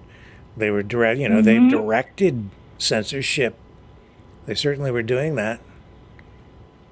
When we got I've been doing my homework. Yeah. Yeah, the government's definitely involved in censorship. Every level of government in the world is involved with the internet. That is true. That is very true. That is true. They use it as a tool. Propaganda, they use it as a tool, and propaganda, the paparazzi, it's happening in Hollywood. They do it in Hollywood. They do it all around the world, and it's really sad. Mm-hmm. Well, Sandy, it's the clock is ticking here. I'm gonna get you to give us a final thought for tonight. I've been on a long time. I owe you. No, yeah, well, you give us a final thought so we can wrap up for the night. My final thought? Mm-hmm.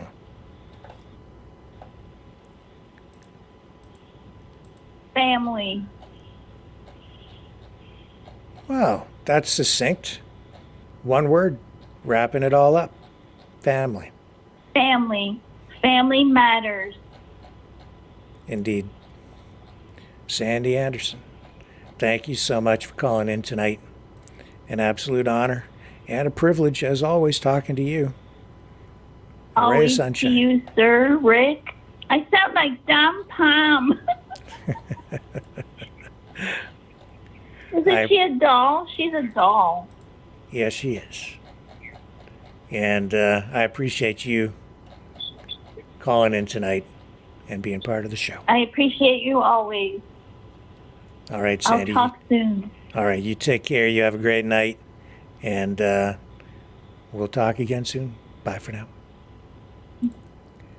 And there she goes. There's Sir Sandy.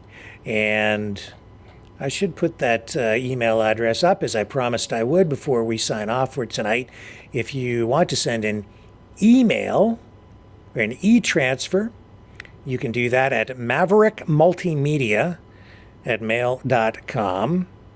If you do that, in order to complete the transaction, we do need you to complete the security question portion of the e-transfer and assign a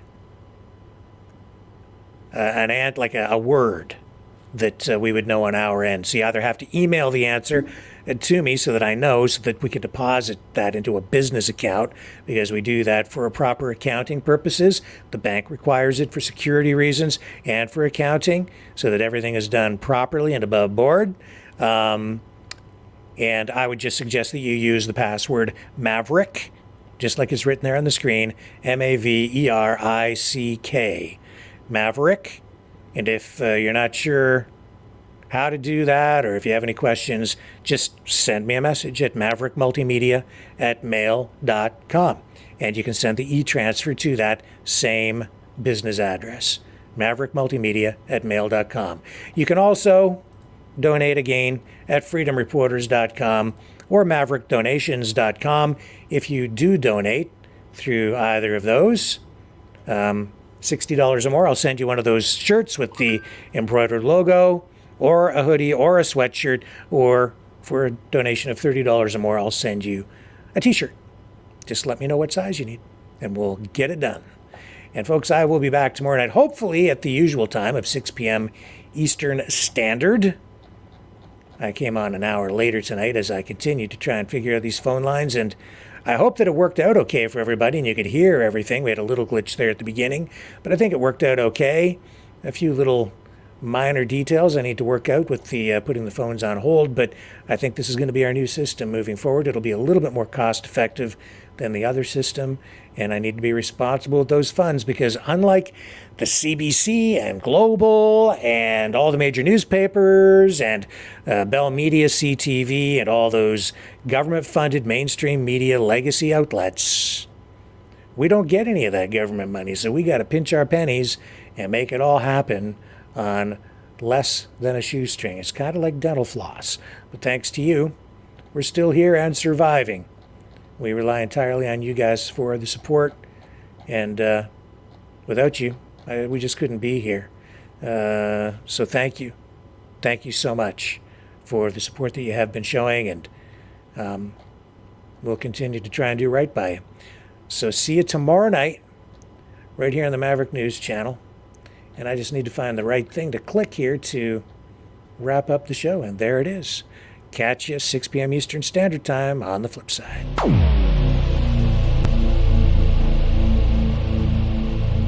This has been a Maverick Multimedia production.